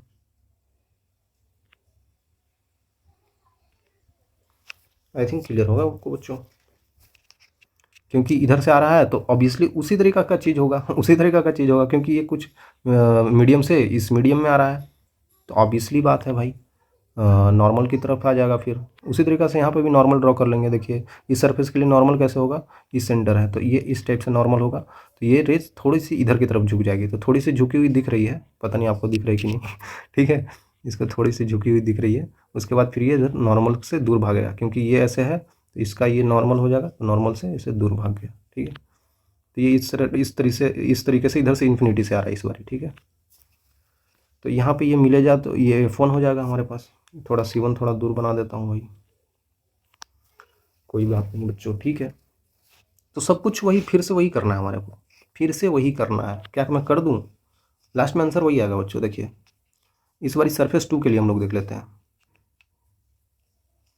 For surface 2। ठीक है, सरफेस 2 के लिए हम लोग क्या करते हैं बच्चों, इधर से रेज आ रही है। पहली बात आपको ये चीज़ लेना पड़ेगा कि जो हमारे पास u है, u कहाँ पे है, लाइट रेज इधर आ रही है और हम इस सेंटर से इधर की तरफ दूरी ले रहे हैं, तो यू क्या हो जाएगा, माइनस का इन्फिनिटी। और फाइनल जो भी हमारे को बनेगा, जो फाइनल इमेज बन रहा है वो यहाँ पे बन रहा है F1 पे। तो इस पॉइंट से इधर जा रहा हूँ और लाइट रेज भी इधर ही जा रही है, तो मतलब पॉजिटिव में F1 आएगा। समझना पड़ेगा, इस बार उल्टा हो गया, इधर की डिस्टेंसेज पॉजिटिव आ रहा है, इधर की डिस्टेंसेज नेगेटिव, क्योंकि लाइट रेज इधर से आ रही है। ठीक है, तो हम ये चीज़ समझ रहे होंगे। तो अब हम लोग सरफेस 2 के लिए जल्दी से देख लेते हैं भाई। सरफेस 2 के लिए क्या हुआ था बच्चों, जल्दी बताइए। तो हम लोग कर सकते हैं एन फाइनल जो कि N3 है divided by V1 minus N2 divided by U equal to N3 minus N2 divided by ये वाली रेडियस इसका कैसे है, ये जो ऐसा सरफेस है इसका रेडियस R1 है। ठीक है, कोई दिक्कत नहीं होना चाहिए। उसी तरीके से 4 सरफेस 1, सरफेस 1 पे आ जाते हैं भाई। सरफेस 1 पे कैसे देख सकते हैं बच्चों, फाइनल जो है N1 डिवाइडेड बाई हमारे पास ये कितना आ रहा है बच्चों, final L1 divided by final image कहाँ पे, V पे बन रहा है, और माइनस N3 है डिवाइडेड बाई इसका जो इमेज बना होगा वो ऑब्जेक्ट की तरह काम करेगा। तो ऑब्जेक्ट की तरह काम करेगा तो वो कितना हो जाएगा, वो V1 ही होगा equal to N1 minus N3 divided by radius इसका अब कौन सा ले लें, ये वाला R2 रेडियस आ जाएगा। ठीक है, कोई दिक्कत नहीं है बच्चों। अब प्लस माइनस आपको देख लेना पड़ेगा ना, प्लस माइनस मैंने सही लिया है ना। V1 जो हमारे को बनेगा इसमें, मान लेते हैं पॉजिटिव में ही बन गया, माइनस का N2 डिवाइडेड बाई U। ठीक है, U हम लोग रख लेंगे। उसी तरीके से यहाँ पे देख सकते हैं इसके लिए R1 कैसा था, R1 इधर की तरफ था, इसका रेडियस इधर की तरफ है, तो हम इधर से इधर जा रहे हैं तो पॉजिटिव में ही आएगा। दूसरे के लिए अगर हम लोग देखें तो रेडियस कैसे है, अगर दूसरा सरफेस ये है ना हमारे पास इस बारी, तो इसका रेडियस इधर है, ऑप्टिकल सेंटर से इधर जा रहा हूँ, लाइट रेज इधर आ रही है, तो ऑब्वियसली निगेटिव होगा। तो ये चीज़ समझना पड़ेगा। तो अब हम लोग कर सकते हैं बच्चों, अब यहाँ पे देख सकते हैं कि N1 हमारे पास फाइनल है, उसमें V बन रहा है, तो यहाँ से हम लोग इधर ही जा रहे हैं तो पॉजिटिव ही होगा। चलिए सब चीज़ ठीक है, तो ऐड यहाँ पे ये फिर से 1 हो गया, ये फिर से 2 हो गया। ऐड फर्स्ट एंड सेकेंड, दोनों को ऐड कर दीजिए, फिर से वही निपट जाएगा, ये और ये निपट रहा है, और ये आ जाएगा फिर से हमारे पास। तो हम लोग यहाँ पे लिख सकते हैं कि माइनस का N2 डिवाइडेड बाई U का वैल्यू कितना, माइनस का इन्फिनिटी है, यहाँ पे प्लस का N1 डिवाइडेड बाई U भी आ जाएगा, भी जो कि प्लस का F1 है, equal to N3 minus N2 divided by R1 plus N1 minus N3 divided by minus का R2। तो ये माइनस यहाँ पे आ जाएगा ना। ठीक है, ये तो फिर से निपट के 0 की तरफ चला जाएगा। दोनों में से नेगेटिव कॉमन ले लेते हैं बच्चों, मतलब क्या हुआ, जैसे यहाँ पे देख सकते हैं आप लोग, जैसे हम लोग अगर इसमें से नेगेटिव कॉमन ले ले भाई, ये वाले में से नेगेटिव कॉमन ले लें, तो यहाँ पे नेगेटिव यहाँ पे पॉजिटिव बन जाएगा। ठीक है, उस तरीके से। तो अगर मैं क्या करूँ, नेगेटिव कॉमन ले लेता हूँ, बाहर एक नेगेटिव ला लेता हूँ और यहाँ पे लिख देता हूँ N2 minus N3 divided by R1। ठीक है, इसमें से नेगेटिव कॉमन ले लिया, यहाँ पे तो नेगेटिव वैसा ही रहेगा, इसमें से फिर से नेगेटिव कॉमन ले लिया, तो यहाँ पे N3 minus N1 divided by R2।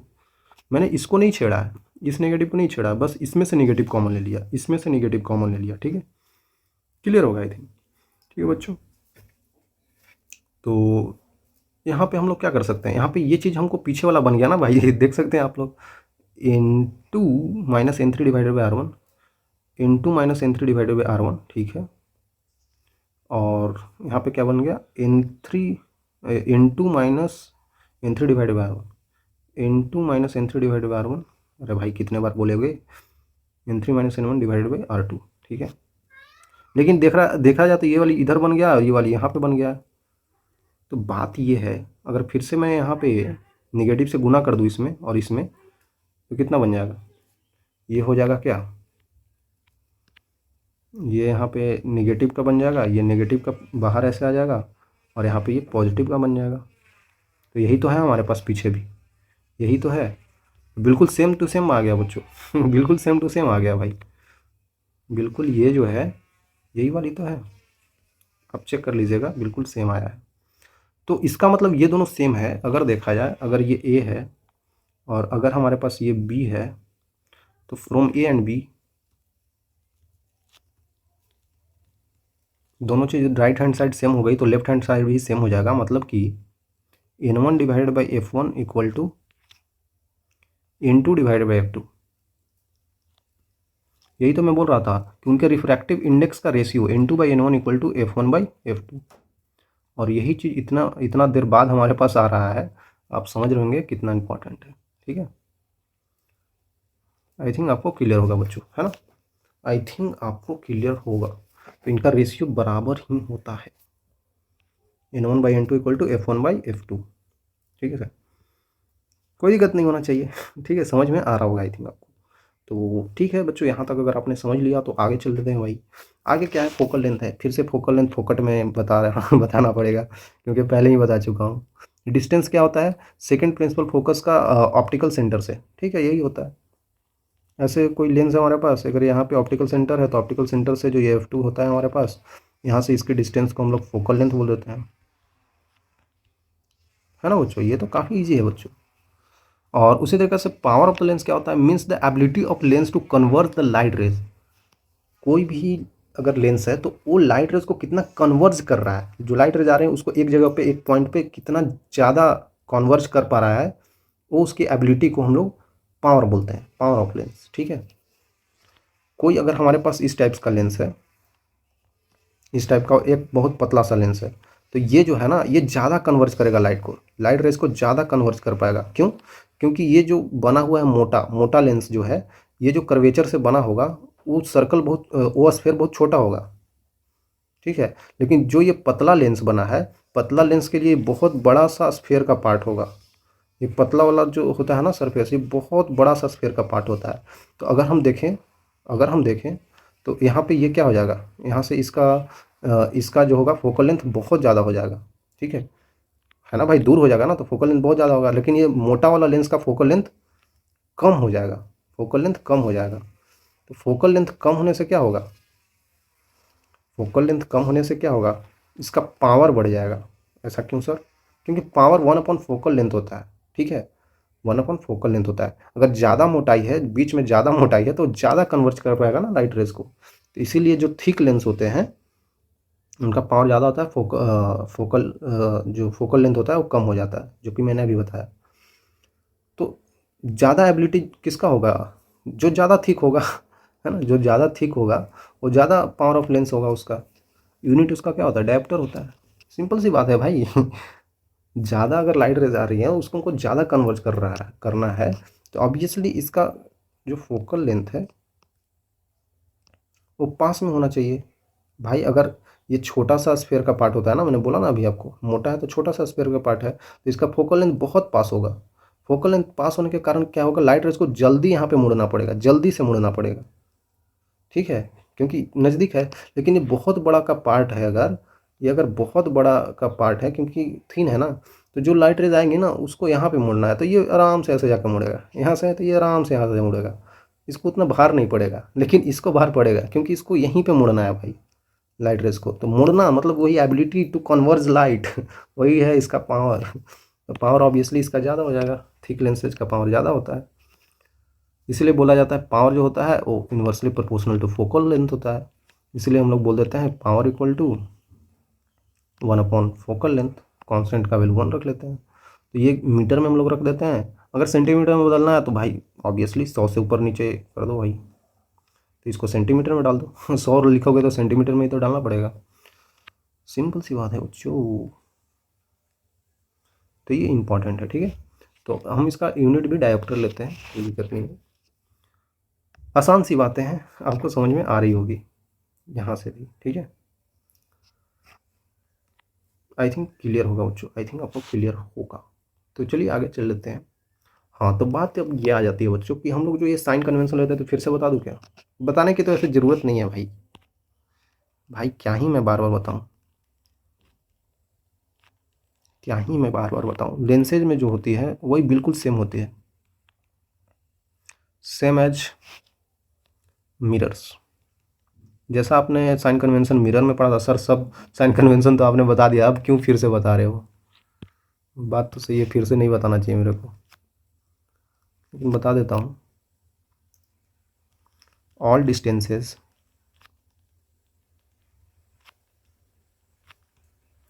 Measured from optical centre.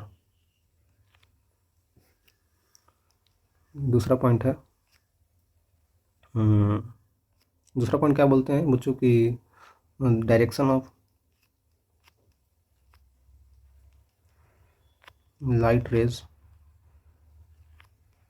Taken as positive direction, taken as positive direction and direction of light, direction opposite to the light rays, opposite to light rays taken as negative direction।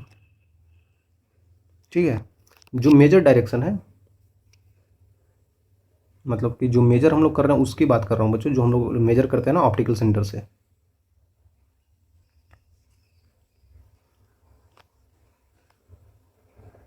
छोड़ो, मैं लिखने की जरूरत नहीं बच्चों, ठीक है। Direction of direction measure above principal axis, above principal axis is taken as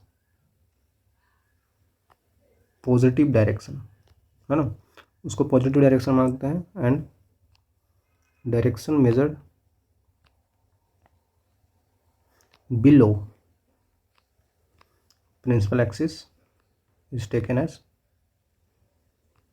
negative direction. ये सब चीज़ें छोटी छोटी है जो आप बिल्कुल समझ रहे होंगे। मेरे को तो ऐसा लग नहीं रहा होगा कि आप लोग नहीं समझ रहे हैं, पता नहीं मेरे को ऐसा क्यों लगता रहता है कि कोई बच्चा नहीं समझ पा रहा है। समझ रहे होंगे आप लोग, ठीक है। अगर इधर कोई ऑब्जेक्ट रख दिया हमने तो ठीक है भाई, ये ऑप्टिकल सेंटर है, ऑप्टिकल सेंटर से इधर नाप रहे हैं तो ये नेगेटिव हो जाएगा लाइट रेज के अपोजिट डायरेक्शन में, क्योंकि लाइट रेज ऐसे ट्रेवल करती है ना, क्योंकि लाइट रेज जो होती है ऐसे ट्रेवल करती है। हम इधर जा रहे हैं, लाइट रेज इधर, हम इधर जा रहे हैं तो नेगेटिव ही तो लेंगे। लाइट रेज इधर जा रही है तो मतलब इधर जा रहे हैं हम लोग, तो ये पॉजिटिव ही तो होगा। और अबव तो हम लोग पॉजिटिव ही लेते हैं और बिलो तो हम लोग नेगेटिव ही लेते हैं। तो यही होता है साइन कन्वेंशन, और कुछ नहीं है भाई, बहुत आसान सी चीज़ है, ठीक है। बताना नहीं चाहिए था बट मैं बता दिया, क्योंकि लिखा रहेगा तो आपको अच्छा लगेगा, ठीक है। तो अब मैं क्या बताना चाहता हूँ बच्चों, अब मैं क्या बताना चाहता हूँ, अब मैं बताना चाहता हूँ मैग्नीफिकेशन के बारे में। मैग्नीफिकेशन में जानना हमें ज़रूरी है बच्चों, है ना। मैग्नीफिकेशन, जिस तरीके से आपने वहाँ पढ़ा था मैग्नीफिकेशन के बारे में मिरर्स में, उसी तरीक़ा से यहाँ पे भी है। अगर मैग्नीफिकेशन को देखें तो हम लोग एम से डिनोट करते हैं, कोई दिक्कत नहीं है। इसको हम लोग लेटरल मैग्नीफिकेशन भी बोलते हैं, कोई दिक्कत नहीं है, ठीक है।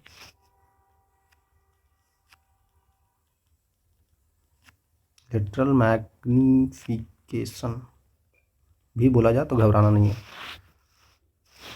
इसको डिफाइन ही ऐसे किया जाता है, ratio of height of image, समझ रहे हैं ना, हाइट ऑफ इमेज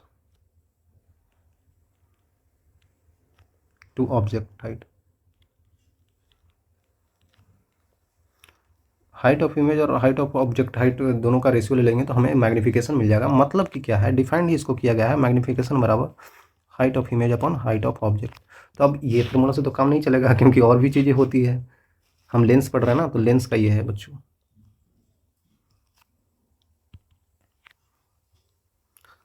तो लेंस में हमें और आगे देखना पड़ेगा, तो हम उसके लिए लेंस बना लेते हैं भाई। आप यहाँ पर समझ सकते हैं बच्चों, ये हमारे पास लेंस है, ये हमारे पास कुछ एक्सिस है ऐसे करके, ठीक है। बात ये है बच्चों कि अगर हमारे को यहाँ पे देखना है, ये फोकस है, अगर यहाँ पे ये टू फोकस है, टू फोकस को इसलिए बोला जाता है, ये सेंटर ऑफ कर्वेचर और कुछ नहीं है, बस टू टाइम्स ऑफ एफ होता है, तो इसलिए हम टू टाइम्स ऑफ एफ बोल देते हैं, ठीक है। इधर भी होगा इसका यहाँ पे कहीं पे फोकस, और यहाँ पे होगा इसका कहीं पे सेंटर ऑफ कर्वेचर, मतलब टू टाइम्स ऑफ एफ। अगर हमने कहीं पे, अगर इसको मान लेते हैं कि हमने कोई ऑब्जेक्ट को रख दिया भाई, मान लेते हैं हमने कोई ऑब्जेक्ट को रख दिया, तो इससे जो लाइट रेज निकलेगी बच्चों, वो लाइट रेज ऐसे जाएगी, ठीक है भाई। एक यहाँ पे ऑप्टिकल सेंटर भी होगा, तो ये आप सीख लीजिए, क्योंकि ऐसे ही हमको बनाना होगा आगे। तो यहाँ से क्या होती है, जब लाइट रेज आती है, पैरेलल टू प्रिंसिपल एक्सिस जब लाइट रेज जाती है तो वो फोकस से होकर जाती है। ये तो कंफर्म है, आपको ये तो पता ही होगा। हाँ सर, ये चीज़ तो पता ही है। और एक लाइट रेज और चाहिए अगर हमको इमेज बनाना है, तो एक लाइट रेज को हम लोग ऑप्टिकल सेंटर से पास कर देते हैं, ठीक है। ऑप्टिकल सेंटर से जब पास होगा बच्चों, और ये लाइट रेज को हम थोड़ा सा और बड़ा कर देते हैं क्योंकि हमको मिलाना भी तो है। तो ये मिल क्यों नहीं रहा है? इसको मिलना चाहिए बच्चों। हम थोड़ा सा ज्योमेट्री इधर उधर ले लिए ना, इसीलिए लगता है कि नहीं मिल रहा है, ठीक है। थोड़ा सा ये इधर मुड़ेगा, ठीक है।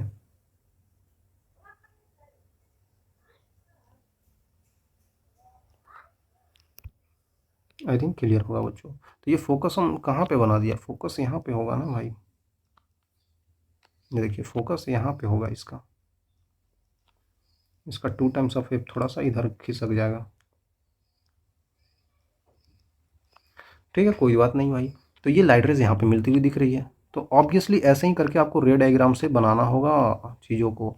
तो आप देख सकते हैं जहाँ पे मिलेगी वहीं पे हमारा इमेज फॉर्म हो जाएगा भाई। तो इमेज कहीं पे यहाँ पे फॉर्म होता हुआ दिख रहा है। अगर ये ए बी है तो ये ए डैश बी डैश हो जाएगा, कोई दिक्कत नहीं है, ठीक है, कोई बात नहीं भाई। तो अब हम क्या करते हैं, अब हम क्या करते हैं, बात आप समझिएगा यहाँ पे। ये इस टाइप से मैं अगर ड्रॉ कर दूँ तो कोई दिक्कत नहीं होना चाहिए। यहाँ पे हम एक ज्योमेट्री को कंसिडर करेंगे क्योंकि उसमें height of image upon height of object का टर्म हमें लाना होगा, तभी हम मैग्नीफिकेशन का कोई और फार्मूला भी ईजाद कर पाएंगे। उसके लिए ये वाली हाइट ऑफ ऑब्जेक्ट है, ये हाइट ऑफ इमेज है। तो अगर ये वाला ट्राइंगल ले लें एक, और एक ये वाला ट्राइंगल ले लें, तो हमको नहीं दिख रहा है, इसमें हाइट ऑफ ऑब्जेक्ट आ जाएगा, हाइट ऑफ इमेज भी आ जाएगा, ठीक है सर। और ऑब्वियसली ये जितना एंगल होगा वही एंगल ये होगा, क्योंकि ये अनडेविएटेड जाता है, एकदम स्ट्रेट लाइन जाता है जो ऑप्टिकल सेंटर से रेज जाती है। तो जो एंगल ये होगा बच्चों, जो एंगल ये होगा वही एंगल ये होगा। अगर ये एंगल थीटा है तो ये भी एंगल थीटा होगा, ठीक है सर। तो ट्राइंगल हम लोग को कंसिडर करना है A B O, and triangle आपको कंसिडर करना है A dash B dash O. इसमें दोनों चीज़ें आ जाएगी। जैसे आप देख सकते हैं, अगर टेन थीटा का वैल्यू लिखना चाहें इधर की तरफ, तो ए बी अपॉन ए ओ आ जाएगी, और एक और टेन थीटा आ जाएगी हमारे पास जो ए डैश बी डैश है, अपॉन ओ ए आ जाएगी, ओ ए डैश आ जाएगी, ठीक है सर। तो बात सिंपल सी बात है ना भाई। ये इसका हाइट जो है इसको हम लोग हाइट ऑफ ऑब्जेक्ट बोलते हैं। तो हम लोग यहाँ पे बोल सकते हैं हाइट ऑफ ऑब्जेक्ट अपॉन ए ओ, मतलब क्या है, यहाँ से डिस्टेंस है भाई, ऑप्टिकल सेंटर से इसका डिस्टेंस जो कि यहाँ से कितना है यू है, और यहाँ से अगर हम लोग डिस्टेंस नापे इमेज का तो ये डिस्टेंस कितना है भी है। तो ये हम लोग को देखना पड़ेगा कि हम लाइट रेस के अपोजिट डायरेक्शन में जा रहे हैं, तो यहाँ पे माइनस का यू लेना पड़ेगा भाई। तो माइनस का यू ले लेंगे, इक्वल टू टेन थीटा इसके बराबर है height of image upon height of image, फिर से प्रिंसिपल एक्सिस से नीचे की तरफ हाइट है तो ये नेगेटिव आ जाएगा भाई। और ओ ए डैश, ओ ए डैश क्या है बच्चों, ओ ए डैश क्या है, ये भी है जो कि पॉजिटिव डायरेक्शन है, पॉजिटिव डायरेक्शन ओ ए डैश, मतलब क्या हो जाएगा, प्लस का भी हो जाएगा, कोई दिक्कत नहीं है। तो यहाँ से आप लोग देख सकते हैं कि height of image upon height of object जो आ रहा है वो वी अपॉन यू आ गया, यही तो होता है सर। मिरर में माइनस का वी अपॉन यू आता था, अगर आप याद कर पा रहे हैं तो बहुत सही बात है, ये लेंस में है बच्चों। मिरर में माइनस का वी अपॉन यू आता था वहाँ पे, ठीक है, यहाँ पे प्लस का आता है, ये इंपॉर्टेंट बात है। तो इसीलिए हम यहाँ पे एक और फार्मूला को लिख सकते हैं, प्लस का वी अपॉन यू, ठीक है। ये चीज़ तो ठीक है भाई, इतना तो पता होना चाहिए बच्चों आपको, है ना, कोई दिक्कत नहीं है। तो इसके बाद और भी फार्मूले आ जाएंगे, और भी फार्मूले आ सकते हैं। कैसे आ सकते हैं, एक और यहाँ पे हम लोग ट्रिक अप्लाई कर सकते हैं। वो क्या ट्रिक है सर, वो ये ट्रिक है बच्चों, अगर देखें, अगर हम लोग समझना चाहें तो समझ सकते हैं कि ये वाली अगर हाइट देखें, इसके लिए तो ये हाइट ए बी और यहाँ पे ये हाइट तो एक ही बराबर है, ठीक है सर। तो अगर हम लोग एक बार ट्रायंगल ये कंसिडर कर लें और एक बार ट्रायंगल ये कंसिडर कर लें, तो वहाँ पे भी ये एंगल और ये एंगल बराबर ही होगा, क्योंकि यहाँ के बाद ये स्ट्रेट लाइन में ही जा रहा है। हाँ सर, तो एक बार और आप ट्राई कर सकते हैं। ट्रायंगल अगर देखना चाहें तो हम लोग इसको एक्स बोल देते हैं, x O F, and triangle यहाँ पे A dash B dash F, ठीक है। तो अगर हम ये चीज़ देखें बच्चों तो कैसे आ जाएगा, क्या आ जाएगा, यहाँ पे हम लोग देख सकते हैं कि टेन ऑफ, अगर हम लोग इसको आई बोलें और इसको भी आई बोल दें, टेन ऑफ आई किसके हो जाएगा बराबर भाई, परपेंडिकुलर जो कि 100 है, 100 अपॉन ओ एफ, और एक और आ जाएगा टेन आई का वैल्यू कितना आ जाएगा भाई, A dash B dash upon F A dash. 100 जो है बच्चों, 100 ये परपेंडिकुलर दूरी ये ए बी के बराबर है, ठीक है भाई। तो 100 का वैल्यू हम लोग लिख सकते हैं, परपेंडिकुलर दूरी मतलब perpendicular height, height of object है, ठीक है भाई। और इसको अपॉन ओ एफ हम लोग लिख सकते हैं ऑप्टिकल सेंटर से, यहाँ से फोकस है ना ये, प्लस का एफ है,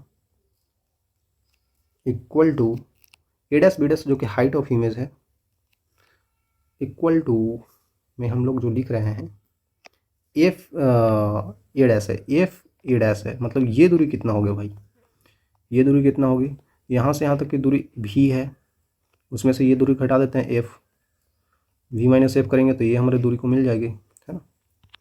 यहाँ पे पूरी भी माइनस एफ कर देंगे हम लोग, ठीक है, कोई दिक्कत नहीं है सर, कर सकते हैं, बिल्कुल कर सकते हैं। तो आई थिंक क्लियर होगा आपको। तो यहाँ से हम लोग चाहें तो कंसिडर कर सकते हैं कि height of image upon height of object जो आ रहा है हमारे पास, भी माइनस एफ अपॉन एफ आ रहा है।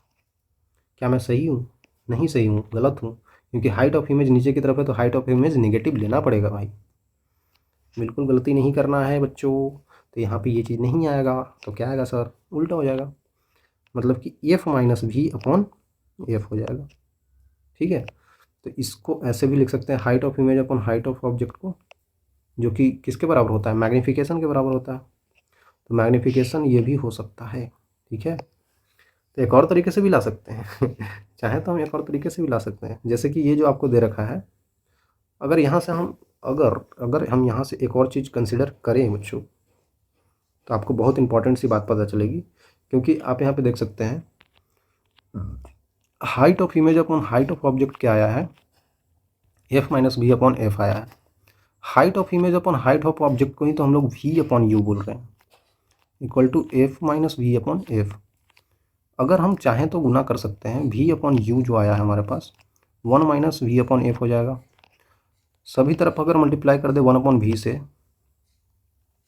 क्यों कर रहा हूँ बता रहा हूँ, तो यहाँ पे 1 अपॉन यू आ जाएगा, इक्वल टू 1 अपॉन एफ आ जाए, 1 अपॉन वी आ जाएगा, माइनस का 1 अपॉन एफ आ जाएगा। तो यहाँ से 1 अपॉन एफ का वैल्यू जो हमारे पास आ रहा है 1 अपॉन वी माइनस का 1 अपॉन यू आ रहा है, और यही होता है,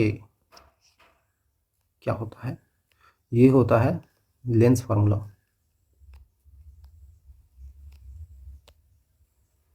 lens formula but only for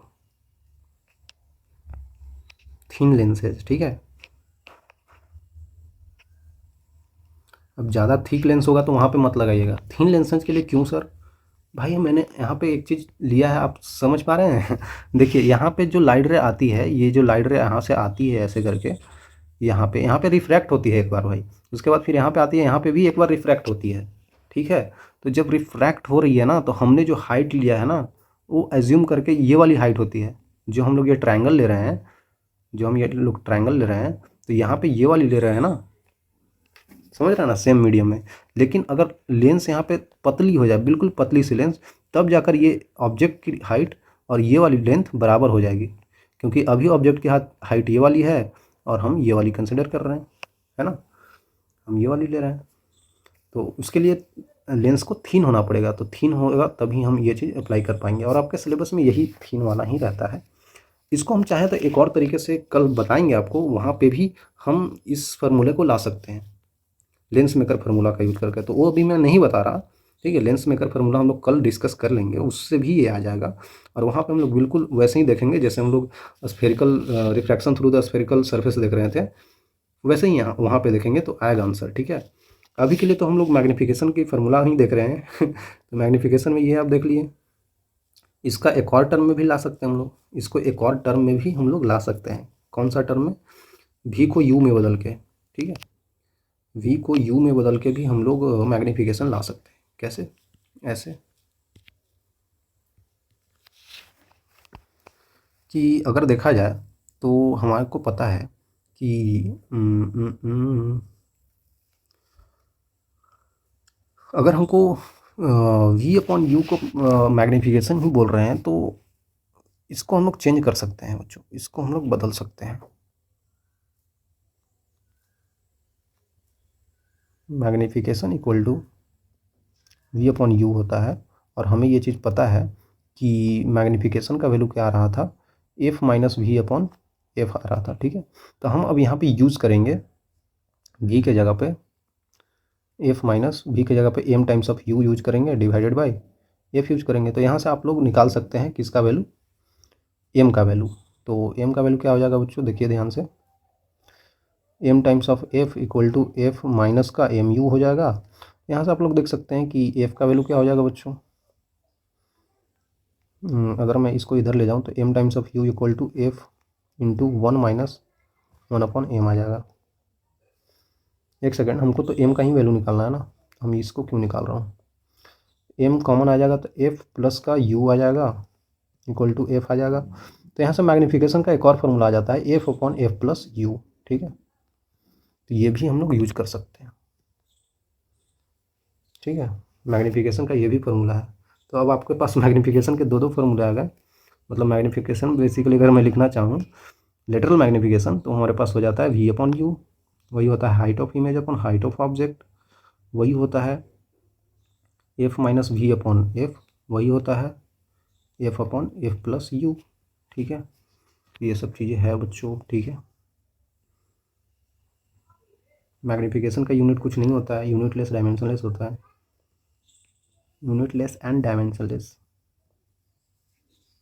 ठीक है, बिल्कुल आसान सी बात है, क्योंकि हाइट हाइट दूरी दूरी है तो कट जाएगा ना वो, और ये क्या है बच्चों, लिटरल है। लिटरल इसको मैग्नीफिकेशन बोलते हैं। ठीक है, कोई दिक्कत नहीं होना चाहिए, आई थिंक क्लियर होगा आपको। तो ये लिटरल मैग्नीफिकेशन की चीज़ें हैं बच्चों, और ये हमारे पास लेंस फार्मूला आ गया है, तो इसका भी यूज आप करिएगा। और साइन कन्वेंशन हमेशा यूज कीजिएगा। ठीक है, ऑलवेज यूज साइन कन्वेंशन। ठीक है, ये इंपॉर्टेंट है, साइन कन्वेंशन तो यूज करना ही है भाई। ठीक है, तो ये तो हमें लेटरल मैग्नीफिकेशन हमें पता चला। अब हम आगे देख लेते हैं यहाँ पे लॉन्गिट्यूडनल मैग्नीफिकेशन, वो भी होता है।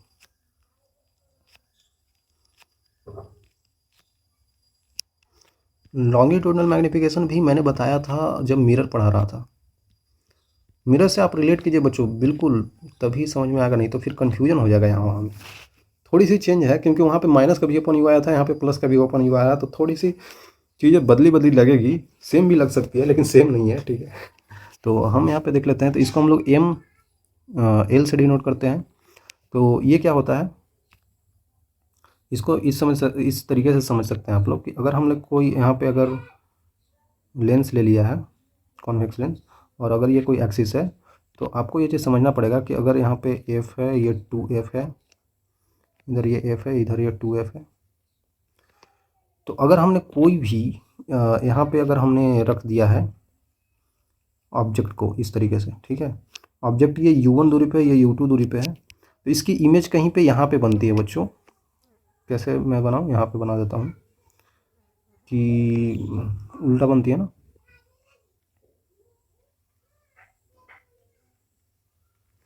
ये कुछ ऐसे बन जाएगी यहाँ पे इमेज इसकी v1 v2 दूरी पे, क्योंकि इसकी कुछ लेंथ है, और लॉन्गिट्यूडनल में इसकी लेंथ क्या होती है, प्रिंसिपल एक्सिस के पैरेलल होती है ना। यहाँ पे क्या होती है, object slips on principal axis, यहाँ पे ऑब्जेक्ट प्रिंसिपल एक्सिस पे सोया रहता है। ठीक है, तो सोया है तो कोई दिक्कत नहीं है, तो हम यहाँ पे मैग्नीफिकेशन बता ही सकते हैं। लॉन्गिट्यूडनल मैग्नीफिकेशन क्या होता है बच्चों, तो यहीं पे इसकी हम लोग देख लेते हैं, क्योंकि हम लोग देखें height of image upon height of object, तो यहाँ पे हाइट नहीं है, ये लेंथ में, हाइट क्या है, लेंथ में बदल गया। तो length of object, sorry, length of image upon length of object हो जाएगा, कोई दिक्कत नहीं है भाई। तो हम लोग यहाँ पे लिख सकते हैं लेंथ ऑफ इमेज कितना है बच्चों, इमेज का लेंथ, ये देखिए, अगर इधर ऑब्जेक्ट है तो ऑब्जेक्ट से रेज ऐसे आ रही होगी इधर की तरफ, ठीक है, ये ऑप्टिकल सेंटर है। तो ऑब्वियसली ये दूरी ज़्यादा है ना, तो V2 माइनस V1 कर देंगे हम लोग। V2 माइनस V1 अपॉन हमारे पास लेंथ ऑफ ऑब्जेक्ट कितना है, ऑब्जेक्ट का लेंथ देखें तो ये U1 दूरी पे U2 दूरी पे, तो U1 ज़्यादा होगा लेकिन नेगेटिव में होगा, माइनस U2 दूरी पे, ठीक है। यहाँ से हम लोग देख सकते हैं कि क्या आ जाएगा, V2 minus V1 upon U2 minus U1 आ जाएगा, ठीक है। और ऑब्वियसली हमको क्या लेना है भाई, हमें तो लेंथ लेना है, तो लेंथ लेना है तो मॉड ले सकते हैं। तो ये हमारे पास लॉन्गिट्यूडनल मैग्नीफिकेशन आ गया है, क्योंकि वो उसका लेंथ ही लेना है ना उस क्या पॉजिटिव क्या नेगेटिव, हमें तो पॉजिटिव ही लेंथ मिलेगा, ठीक है। ठीक है बच्चों, कोई दिक्कत नहीं है। तो ये तो तरीका है, लेकिन क्या हो, है ना, when object length is very small, है ना, ऑब्जेक्ट लेंथ बहुत छोटा हो बच्चों, वेरी स्मॉल, तो ऑब्जेक्ट का लेंथ हम लोग ले लेते हैं DU। अगर भाई ये ऑब्जेक्ट जो है इसका कोई लेंथ नहीं हो, मतलब ये बिल्कुल छोटा सा इस टाइप से हो, ये बिंदु टाइप का, तो इसका लेंथ हम लोग DU ले लेंगे। भाई इसकी दूरी कितनी लेंगे, इसकी लेंथ कितनी लेंगे, हम लोग अभी लेंथ कितनी ले रहे थे, V2 minus U2 minus U1। तो जब हम लोग DU लेंगे तो छोटा सा लेंथ है ना DU, तो सब्ट्रैक्ट करने के बाद ही DU आया है, ठीक है। तो इसका मतलब हम लोग लिख सकते हैं अब लेटरल लॉन्गिट्यूडनल मैग्निफिकेशन ऊपर क्या रहा था, difference in length of image, तो वो कितना रहा था, V2 माइनस V1 आ रहा था, लेकिन अब छोटा सा ऑब्जेक्ट लें तो छोटा सा इमेज बनेगा, वो कि DV बनेगा उसका इमेज अपॉन DU हो जाएगा, ठीक है। तो ऐसा करके हम लोग लिख सकते हैं। सर यही थोड़ी हो जाएगा, अब इसको सोल्व भी तो करो। सोल्व करने के लिए बिल्कुल आसान सी बात है, क्योंकि आपने अभी पढ़ लिया, लेंस फार्मूला पढ़ा ना आपको, लेंस फार्मूला तो पढ़ा ना बच्चे, आपने क्या पढ़ा, 1/f equal to 1/v minus का 1/u। तो 1/f जो फोकल लेंथ है, ऑब्जेक्ट का लेंथ चेंज करने से इसका फोकल लेंथ तो चेंज नहीं होगा, जो तो वो तो f इसका है ना भाई वो तो चेंज नहीं हो रहा, हम मीडियम भी चेंज नहीं कर रहे हैं, तो फोकल लेंथ तो वही रहेगा। तो फोकल लेंथ क्या है, कांस्टेंट है, हमको चाहिए DV/DU, मतलब u के रिस्पेक्ट में डिफरेंशिएट करना है, differentiate with respect to u, ठीक है। f चेंज नहीं हो रहा है तो f कांस्टेंट है, तो कांस्टेंट का डिफरेंशिएशन 0। अगर u चेंज करेंगे तो v चेंज होगा, इसका मतलब कि वेरी करेगा। विद रिस्पेक्ट टू u हम लोग डिफरेंशिएट कर रहे हैं, तो इसको डिफरेंशिएशन क्या हो जाएगा, माइनस का 1/v² DV/DU आ जाएगा, माइनस का 1/ माइनस माइनस प्लस हो जाएगा 1/u² DU/DU आ जाएगा, जिसका 1 होता है। तो यहाँ पे हम लोग देख सकते हैं बच्चों बिल्कुल आसानी से कि 1/v² DV/DU का वैल्यू जो हमारे पास आ रहा है 1/u² के बराबर आ रहा है। तो DV/DU जो हमारे पास आ रहा है बच्चों, वो क्या आ रहा है, v²/u², मतलब v/u का स्क्वायर। v/u क्या होता है, v/u लेटरल मैग्नीफिकेशन की वैल्यू होती है। हाँ भाई, तो इसका मतलब m का स्क्वायर हो गया। इसका मतलब हमें पता चल गया कि लॉन्गिट्यूडनल मैग्नीफिकेशन कुछ नहीं, लेटरल मैग्नीफिकेशन का स्क्वायर होती है, ठीक है। ये बात हमें पता चल गई, इंपॉर्टेंट है बच्चों। लेकिन हम याद करें, आप लोग याद करें, तो ये यहाँ पे नेगेटिव आता था जब हम लोग मिरर लेते थे, ये लेंस है, ठीक है, फोर लेंस, लेंस में ऐसा आ रहा है, लेकिन मिरर में यहाँ पे एक नेगेटिव भी आता था, अगर आप याद हो तो, नहीं याद हो तो कोई बात नहीं, देख लीजिएगा बाद में जाके। तो ये लॉन्गिट्यूडनल मैग्नीफिकेशन है। इसी के अलावा एक और आ जाता है हमारे पास, क्या आ जाता है बच्चों, क्या आ जाता है, इसके आगे आ जाता है हमारे पास एरियल मैग्नीफिकेशन।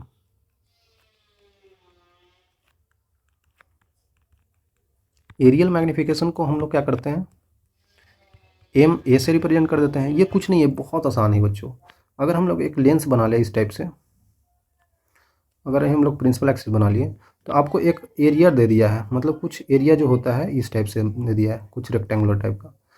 अगर ये ऑब्जेक्ट है आपको यहाँ पे दिख रहा है, अगर यहाँ पे फोकल लेंथ है, यहाँ पे 2 टाइम्स ऑफ एफ है, तो ऑब्वियसली यहाँ पे फोकस है, यहाँ पे 2 टाइम्स ऑफ एफ है, तो इसका इमेज जो बनेगा, क्योंकि ऑब्जेक्ट है जिसका कुछ एरिया है, मतलब इसका ए लेंथ है, इसका बी लेंथ है ये, तो इसका कुछ इमेज बनेगा बच्चों,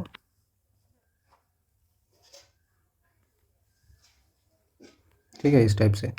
तो इमेज बनेगा तो इमेज का वही लेंथ और ब्रेड्थ कैसे चेंज हो जाएगा वो हमें निकालना है। ठीक है, हम निकाल सकते हैं। कैसे निकाल सकते हैं बच्चों? बिल्कुल आसानी से निकाल सकते हैं। एरियल मैग्नीफिकेशन को बोलते हैं हम लोग ए में, जो बोलता है area of image upon area of object. निकाल लो भाई। ठीक है भाई, कोई दिक्कत नहीं, निकाल लेंगे।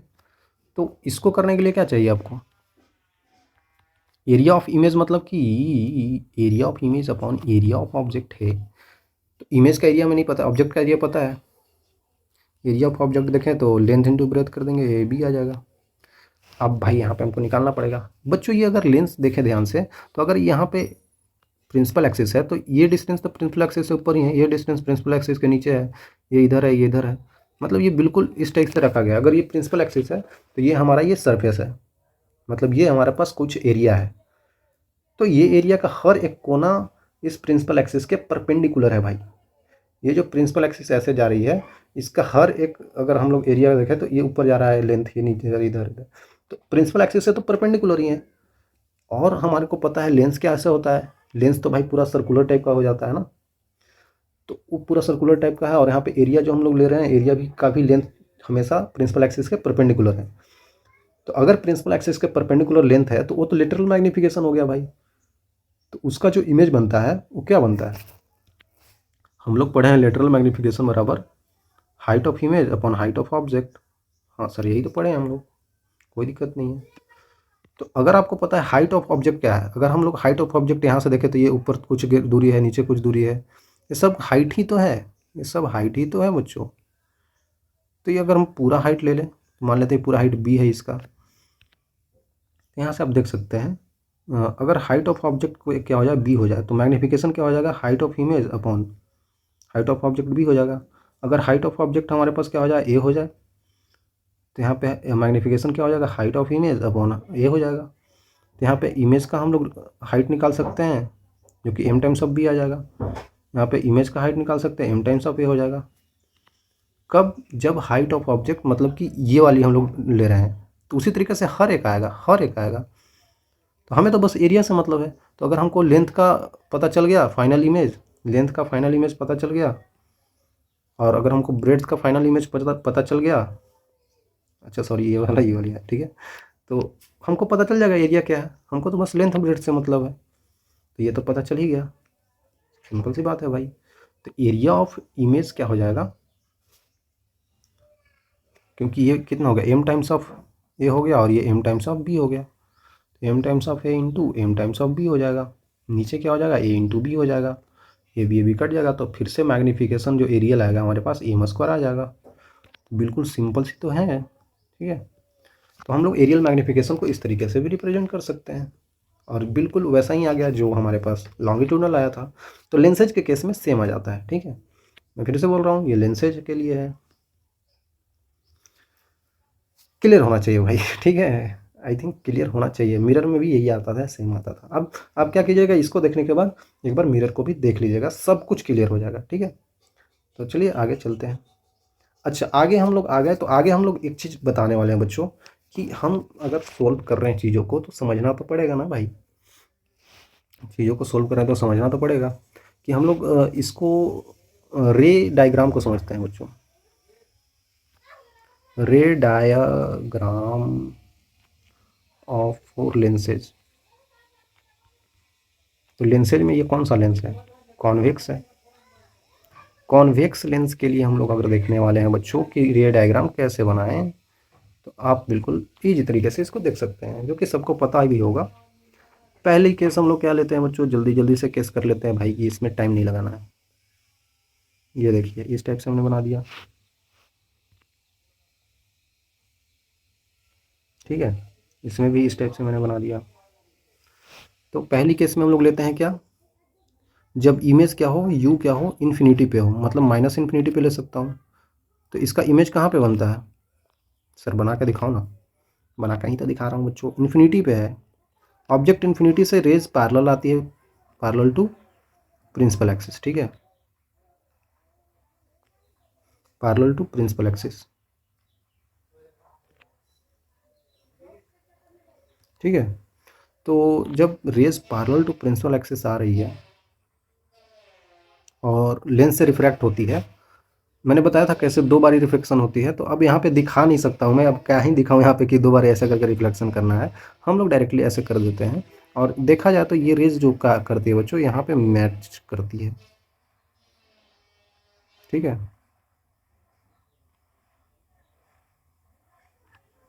तो ये रेज जो थी, जो इन्फिनिटी से आ रही है, वो फोकल लेंथ पे मैच करती है, इसलिए तो इसको कन्वर्जिंग लेंस बोला जाता है।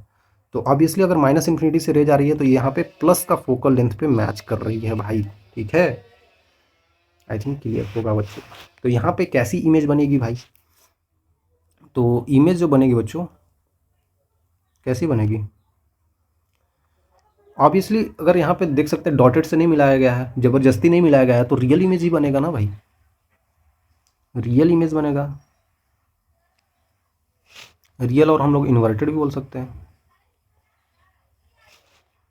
ठीक है, ऐसा बनेगा। और डिमिनिस्ड भी बनेगा।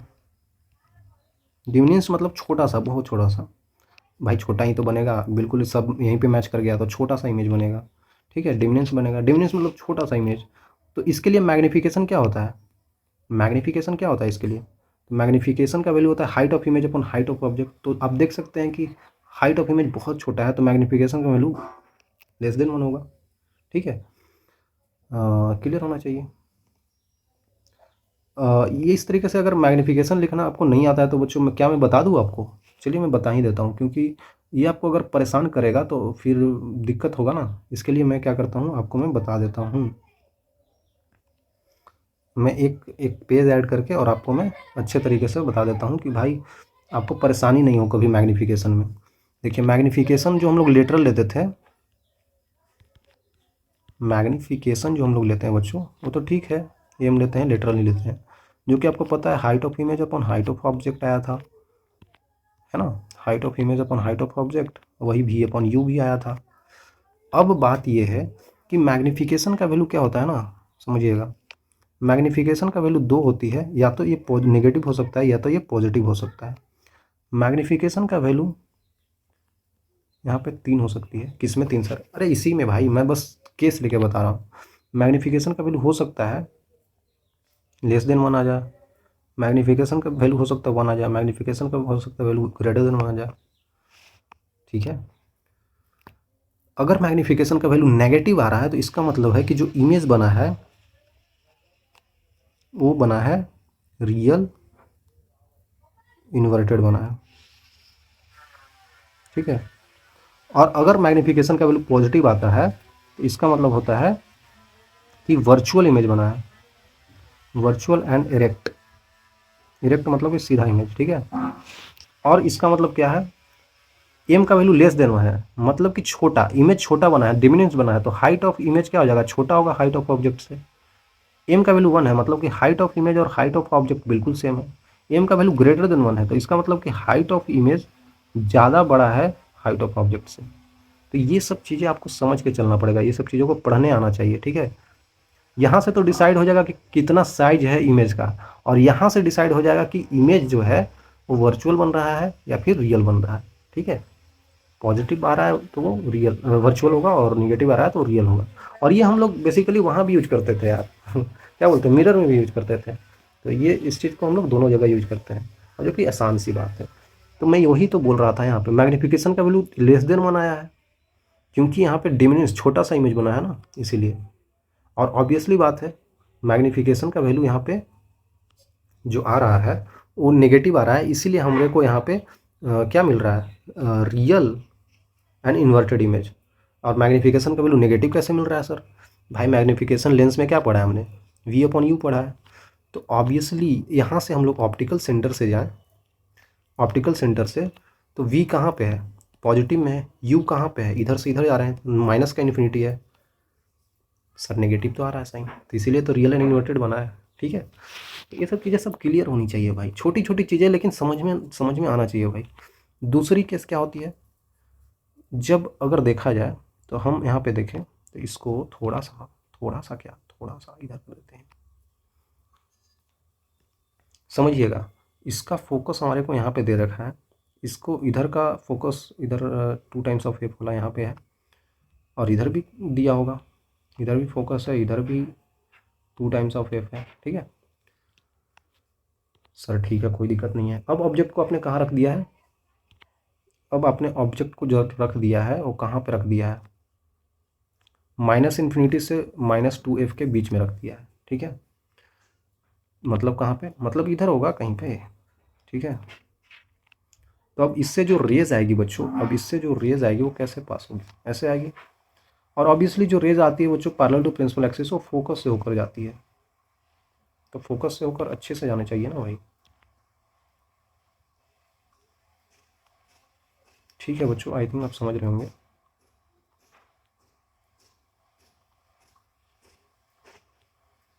अरे यार बन जा भाई।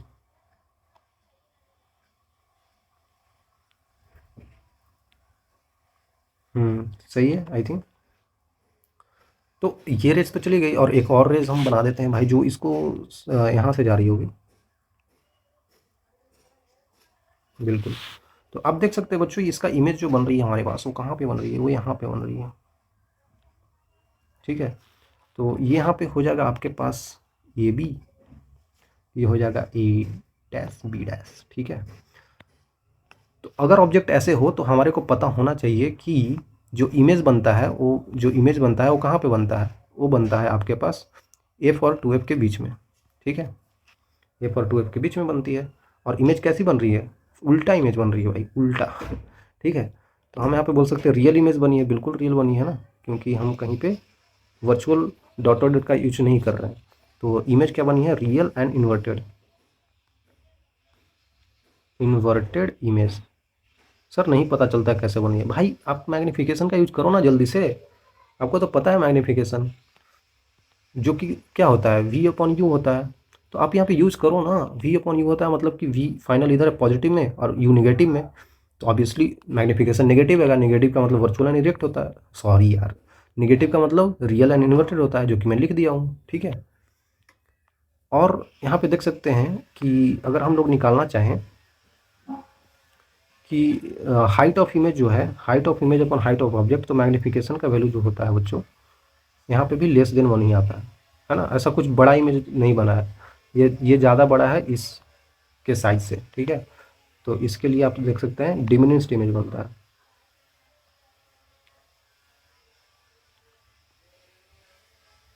ठीक है, इमेज छोटा ही बनता है। आई थिंक क्लियर होगा। तो चलिए आगे चल लेते हैं, थर्ड केस ले लेते हैं जल्दी से। अब ऑब्जेक्ट चलते चलते कहाँ तक आ जाएगा बच्चों? अब ऑब्जेक्ट चलते चलते कहाँ तक आ जाएगा भाई, जल्दी बताइए सर।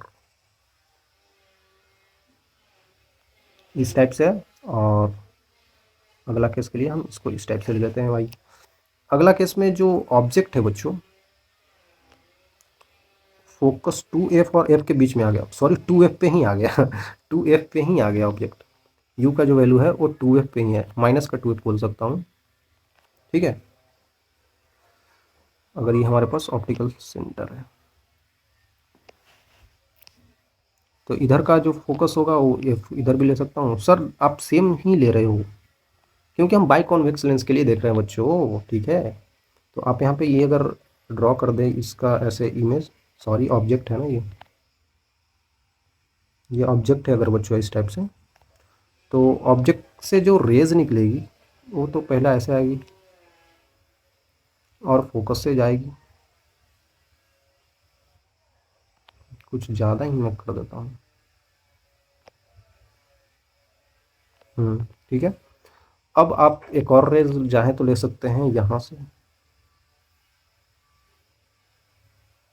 ठीक है, तो ये लगभग लगभग ठीक है, कोई दिक्कत नहीं है हमारे को।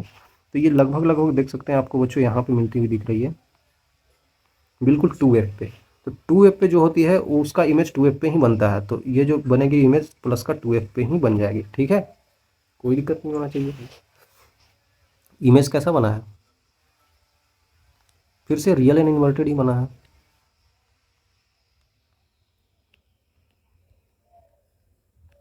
रियल एंड इन्वर्टेड ही तो बना है, और देख सकते हैं यहाँ पे हाइट ऑफ इमेज और हाइट ऑफ ऑब्जेक्ट बिल्कुल सेम होता है। तो यहाँ पे अगर m का वैल्यू 1 हो जाएगा, सेम साइज का बनता है image, same size of image and object. Image और ऑब्जेक्ट का सेम साइज होता है, ठीक। यहाँ पे कोई दिक्कत नहीं होना चाहिए। अब अगला केस में अगर देखें तो अब अगला केस में क्या करेगा, ऑब्जेक्ट 2f से आगे बढ़ेगा। तो इसका मतलब ये हुआ कि अगर इसका f का वैल्यू इधर है,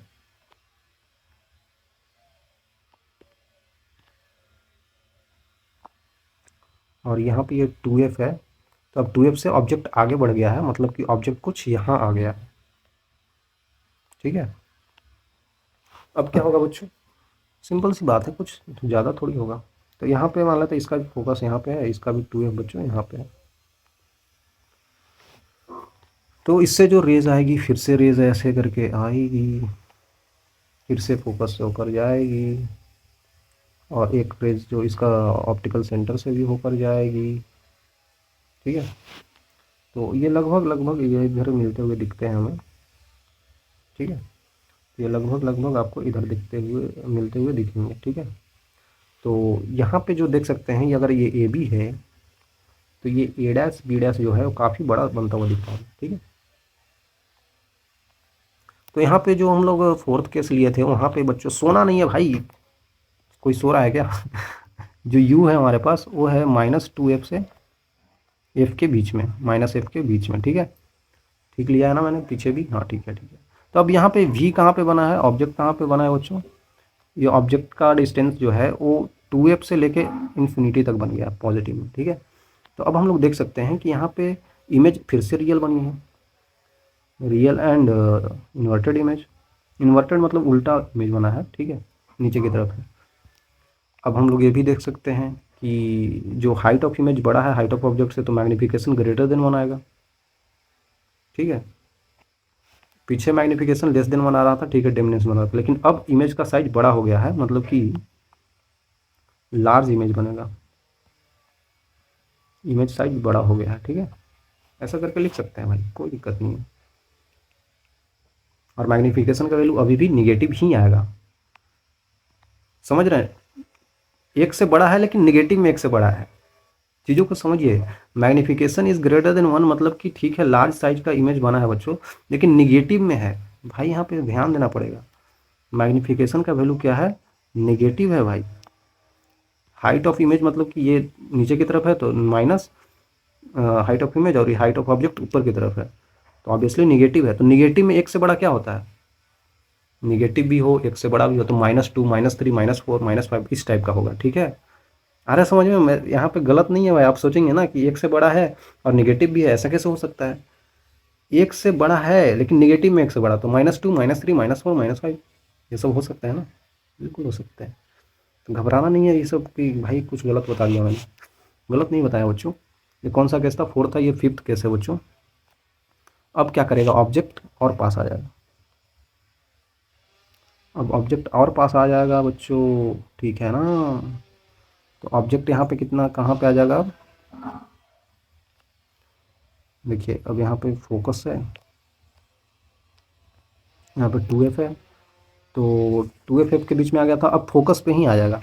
अब ऑब्जेक्ट अगर फोकस पे ही आ गया भाई, तो फोकस करा दो भाई, इससे जो लाइट रेज निकलेगी बच्चों इस टाइप से, कुछ नहीं करना आपको, आपको पता है फोकस इधर है, 2f इधर है, तो ऑब्वियसली एक लाइट रेज जो होगी यहाँ से फोकस से होते हुए जाएगी, एक लाइट रे यहाँ से सेंटर से होते हुए जाएगी।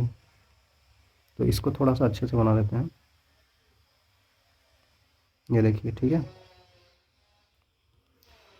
तो ये ऑप्टिकल सेंटर से होते हुए इधर से जा रही होगी, तो ये लाइट रेज देख सकते हैं कि भाई ये बिल्कुल पैरेलल है, ये कभी मैच ही नहीं करेगी, ये इन्फिनिटी पे जाकर मैच कर सकती है।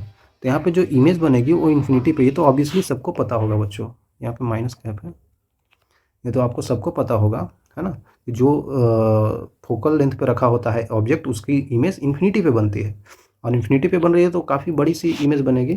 तो ऑब्वियसली अब वहाँ तक हम लाइट रेज को ले जाकर मिला नहीं सकते हैं, तो यहाँ पे फिर से बोलेंगे कि यहाँ पे रियल इमेज ही बन रहे होंगे, रियल एंड इन्वर्टेड इमेज, ठीक है। और यहाँ पे देख सकते हैं कि ये रियल एंड इन्वर्टेड इमेज है, लेकिन यहाँ पे एम का वैल्यू भी काफ़ी बड़ा होगा, मतलब एम का वैल्यू भी टेंडिंग टू इन्फिनिटी होगा, क्योंकि हाइट ऑफ इमेज जो कि इन्फिनिटी है अपॉन हाइट ऑफ ऑब्जेक्ट, तो इन्फिनिटी है मतलब कि extra very very large, very very large image. ठीक है, आई थिंक क्लियर होगा बच्चों। उसी तरीके से अब आ जाते हैं हम लोग सिक्स्थ केस पे, जो कि लास्ट केस है हमारे पास। तो यहाँ पे देख सकते हैं, अगर हम देखें तो यहाँ पे हमारे पास कुछ फोकस है। अगर हम देखें ध्यान से बच्चों, तो अब हम फोकस से और नज़दीक आ गए, मतलब कि अब यू का वैल्यू जो है वो निगेटिव फोकस से और ऑप्टिकल सेंटर से बीच में रखते हैं हम लोग ऑब्जेक्ट को। ठीक है, तो अब हम इसके बीच में अगर ऑब्जेक्ट को रख दें बच्चों, तो क्या होगा? ठीक है, अब क्या होगा, इससे फिर से लाइट रह जाएगी बच्चों, फिर से ये जाएगी फोकस से भाई, फिर से फोकस से जाएगी, फिर से ये लाइट रेज इधर आई है। ठीक है, तो ये बिल्कुल फैलती हुई दिख रही है। ये ऐसा नहीं है भाई, ये इस तरीका का पैरेलल नहीं है, ये फैल रहा है, ये इधर जा रहा है और ये इधर जा रहा है, धीरे धीरे फैलता जा रहा है। ठीक है, तो ये फैल रही है तो ऑब्वियसली हमको कहीं पे पीछे मिलती हुई भी नज़र आएगी।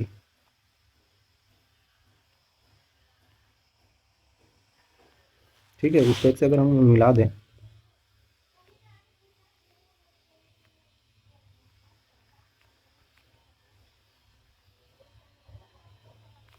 इस टाइप से हमको कहीं पे इधर मिलती हुई भी दिखेगी। ठीक है, इस टाइप से बहुत बड़ी सी में।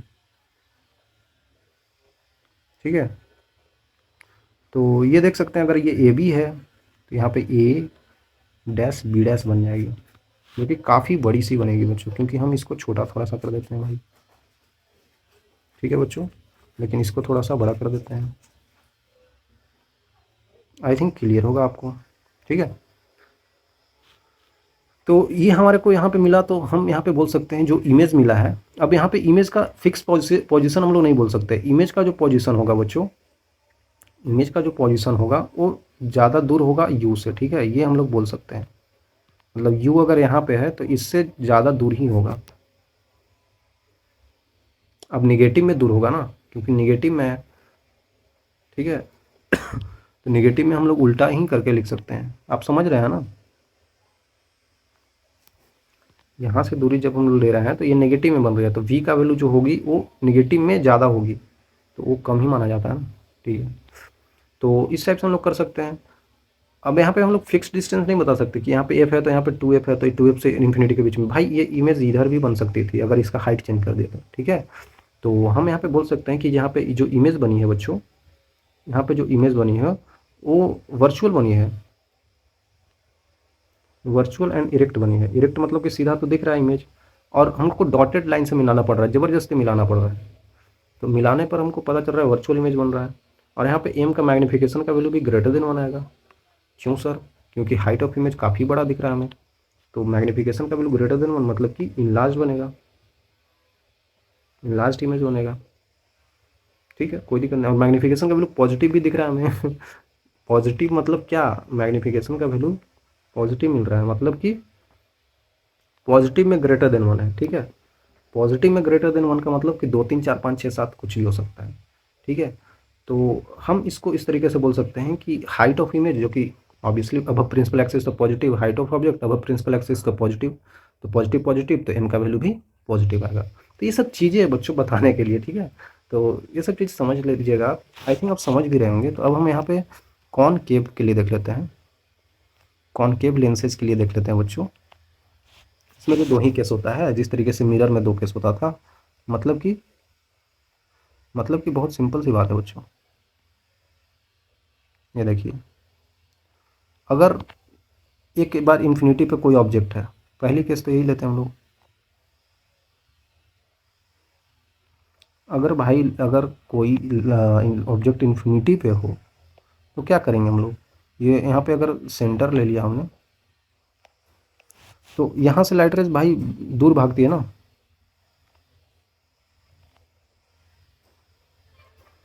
लाइट रेज बिल्कुल दूर भागते हैं। तो यहाँ से अगर हम लोग मिलाने की कोशिश करें तो हम लोग मिलाएंगे तो इधर आ जाएगी लाइट रेज का, तो लगेगी कि लाइट रेज जो बाहर फेंक रही है कॉनकेव मिरर, कॉनकेव लेंस, वो यहाँ से आ रही है, तो इसी को हम लोग फोकस बोल देते हैं। ठीक है, तो पहली बार हम लोग केस लेते हैं जो, वो u का वैल्यू हम लोग लेते हैं इन्फिनिटी पे।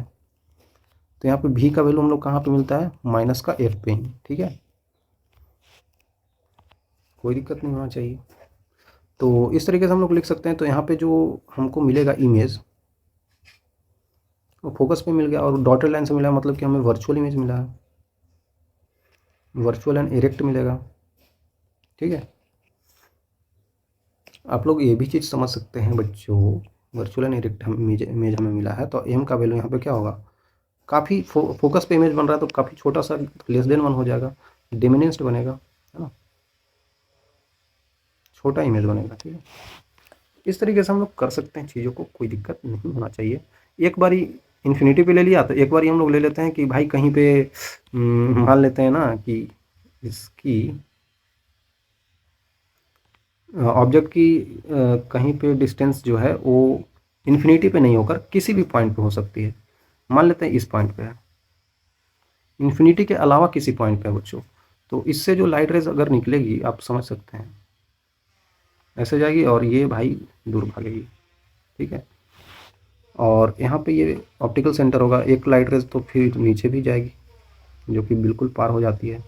तो ये लाइट रेज जो ऊपर की तरफ जा रही है, इसको अगर हम लोग धीरे धीरे ऐसे करके मैच करना भी चाहें तो ऐसे करके हम लोग मैच कर सकते हैं इधर, जो कि हमें साफ साफ तौर पे दिखेगा। ये फोकस से ही जाते हुए दिख रहा होगा हमें, ये ऑब्जेक्ट है, ये भी ठीक है।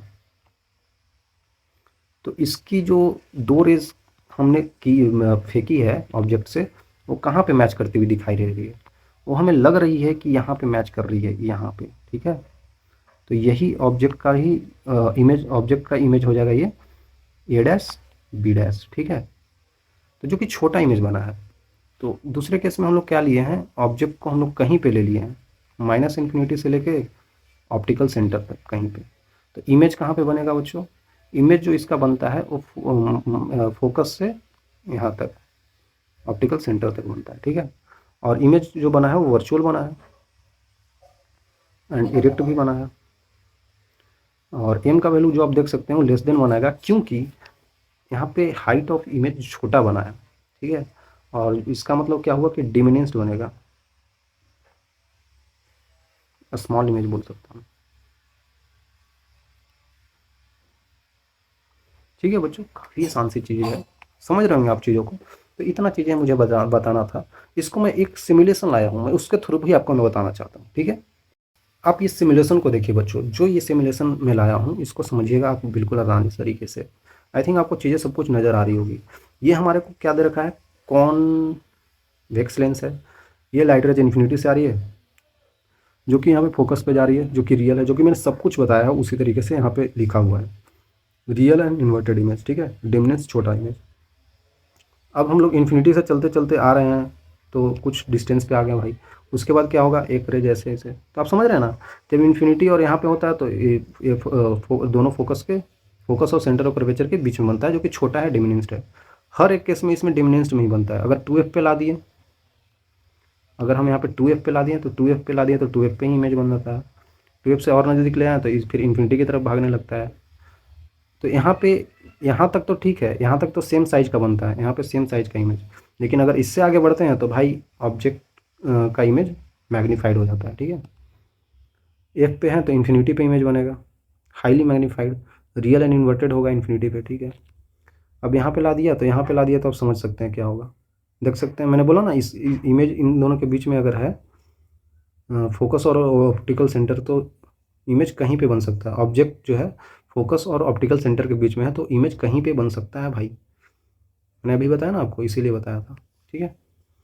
तो हम चेंज कर सकते हैं, जो कि मैग्नीफाइड बनेगा, जो कि वर्चुअल एंड इरेक्ट बनेगा। तो कॉन्वेक्स लेंस में सिर्फ एक ही केस है, जब हम लोग ऑब्जेक्ट को फोकस और ऑप्टिकल सेंटर के बीच में रखते हैं, उस टाइम पे ऑब्जेक्ट मैग्नीफाइड, उस टाइम पे ऑब्जेक्ट वर्चुअल और इरेक्ट बनता है, ठीक है। तो ये सब आप पोजीशन चेंज करके भी समझ सकते हैं। तो ये मैं इस टाइप से लाया था आपके लिए सिमुलेशन, ठीक है, समझ में आ गया होगा आई थिंक मुझे। कॉनकेव लेंस के लिए देख लेते हैं। कॉनकेव लेंस के लिए अगर इन्फिनिटी पे है तो फिर से ऐसे जाएगा, फोकस पे वर्चुअल इमेज बना देगा, डिमिनिश्ड होगा, वर्चुअल इरेक्ट होगा। अब इन्फिनिटी से चलते चलते किसी भी पॉइंट पे ला देते हैं, देखिए किसी भी पॉइंट पे लाएंगे तो उसका इमेज जो बनेगा वो फोकस और ऑप्टिकल सेंटर के बीच में ही बनेगा भाई, ठीक है।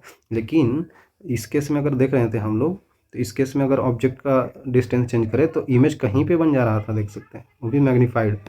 लेकिन कॉन्केव लेंस में छोटा इमेज बनता है और वर्चुअल होता है, और फोकस और ऑप्टिकल सेंटर के बीच में बनता है, ठीक है, वर्चुअल एरे, ठीक है। क्लियर होना चाहिए भाई, सब कुछ चीज़ें बच्चों आसान है, आपको समझ में आ रही होगी मैं क्या क्या चीज़ें बता रहा हूँ, ठीक है। तो अगर आप यहाँ तक चीज़ों को समझ लिए तो चलते हैं आगे। क्या है ये? कुछ नहीं है, बस एक पॉइंट है। Minimum distance between the object and it's real image form by a convex lens is 4L। अगर हमको रियल इमेज फॉर्म करना है कॉन्वेक्स लेंस में तो मिनिमम डिस्टेंस 4F होना चाहिए। रियल इमेज फॉर्म करने के लिए मिनिमम डिस्टेंस 4F होना चाहिए, ठीक है। और maximum image distance for concave lens is focal length. चलिए हम वहीं पे देख लेते हैं। देखिए इसमें बोला जा रहा है कि concave lens maximum image distance कितना होता है, क्या बोल रहा था मैं तो भूल ही गया। Maximum image distance for concave lens is focal length, okay. Maximum image distance जो कॉन्केव लेंस के लिए होता है वो फोकल लेंथ होता है, तो बिल्कुल सही बात है। अगर हम इसका कहीं पे भी इसका देखिए ऑब्जेक्ट का दूरी तय ये वाली इधर उधर कर रहे हैं, लेकिन इमेज का जो दूरी है वो मैक्सिमम एफ तक ही जा सकता है, एफ से ज़्यादा दूर नहीं जा सकता है। देखिए एफ पे बना है ना, जब इन्फिनिटी पे है, एफ से ज़्यादा दूर नहीं जा सकता, एफ पे ही बनेगा ऑप्टिकल सेंटर और एफ पे बीच में, ठीक है। और एक पॉइंट था हमारे पास, ये बोल रहा था कि जो ये मिनिमम डिस्टेंस है between the object and it's real image, object and it's real image जो है कॉन्वेक्स लेंस में, इसका रियल इमेज जो है, देखिए रियल इमेज, इसके बाद तो यहाँ पे भी रियल है, बस यहाँ पे वर्चुअल होता है। तो रियल इमेज जब बन रहा है हमारे पास तो उसकी मैक्सिमम दूरी कितनी होती है, मिनिमम दूरी पूछ रहा था ना, जब वो 2F पे होता है तब, यही पूछ रहा था ना मैं, मिनिमम डिस्टेंस पूछ रहा था ऑब्जेक्ट रियल इमेज बनाने के लिए। तो बिल्कुल सही बात है, आप यहाँ पे देख सकते हैं बच्चों। अगर हम इससे दूर जाते तो मिनिमम दूरी कितना होगा ऑब्जेक्ट और इमेज के बीच में, ये मिनिमम दूरी है, क्योंकि अगर थोड़ा सा इधर बढ़ा रहे हैं तो फिर इमेज का दूरी भी बढ़ जा रहा है भाई, है ना, देखिए बढ़ जा रहा है, बढ़ता ही चला जा रहा है। तो मिनिमम दूरी दोनों के बीच में, ऑब्जेक्ट और इमेज के बीच में, वो 2F इधर और 2F इधर, 4F ही हो सकता है। पीछे भी करके देख लो, देखो पीछे भी और ज़्यादा दूरी बढ़ता जा रहा है, बढ़ता जा रहा है, बढ़ता जा रहा है, देख रहे हो। तो मिनिमम दूरी यहीं पे हो पाता है, आई थिंक आप समझ रहे हो। तो बिल्कुल आसान सी बातें बच्चों, आपको समझ में चीज़ें सब कुछ आ गई होगी। तो आप आराम से लेक्चर को देखिए, कोई ऐसा ज़रूरी नहीं है कि एक ही बार में सब कुछ देख लेना है। चीज़ों को मैंने अच्छे से समझाया है। तो यहाँ तक आने के लिए बच्चों I will say you thank you. मिलेंगे आगे बच्चों, तब तक के लिए ओके बाय।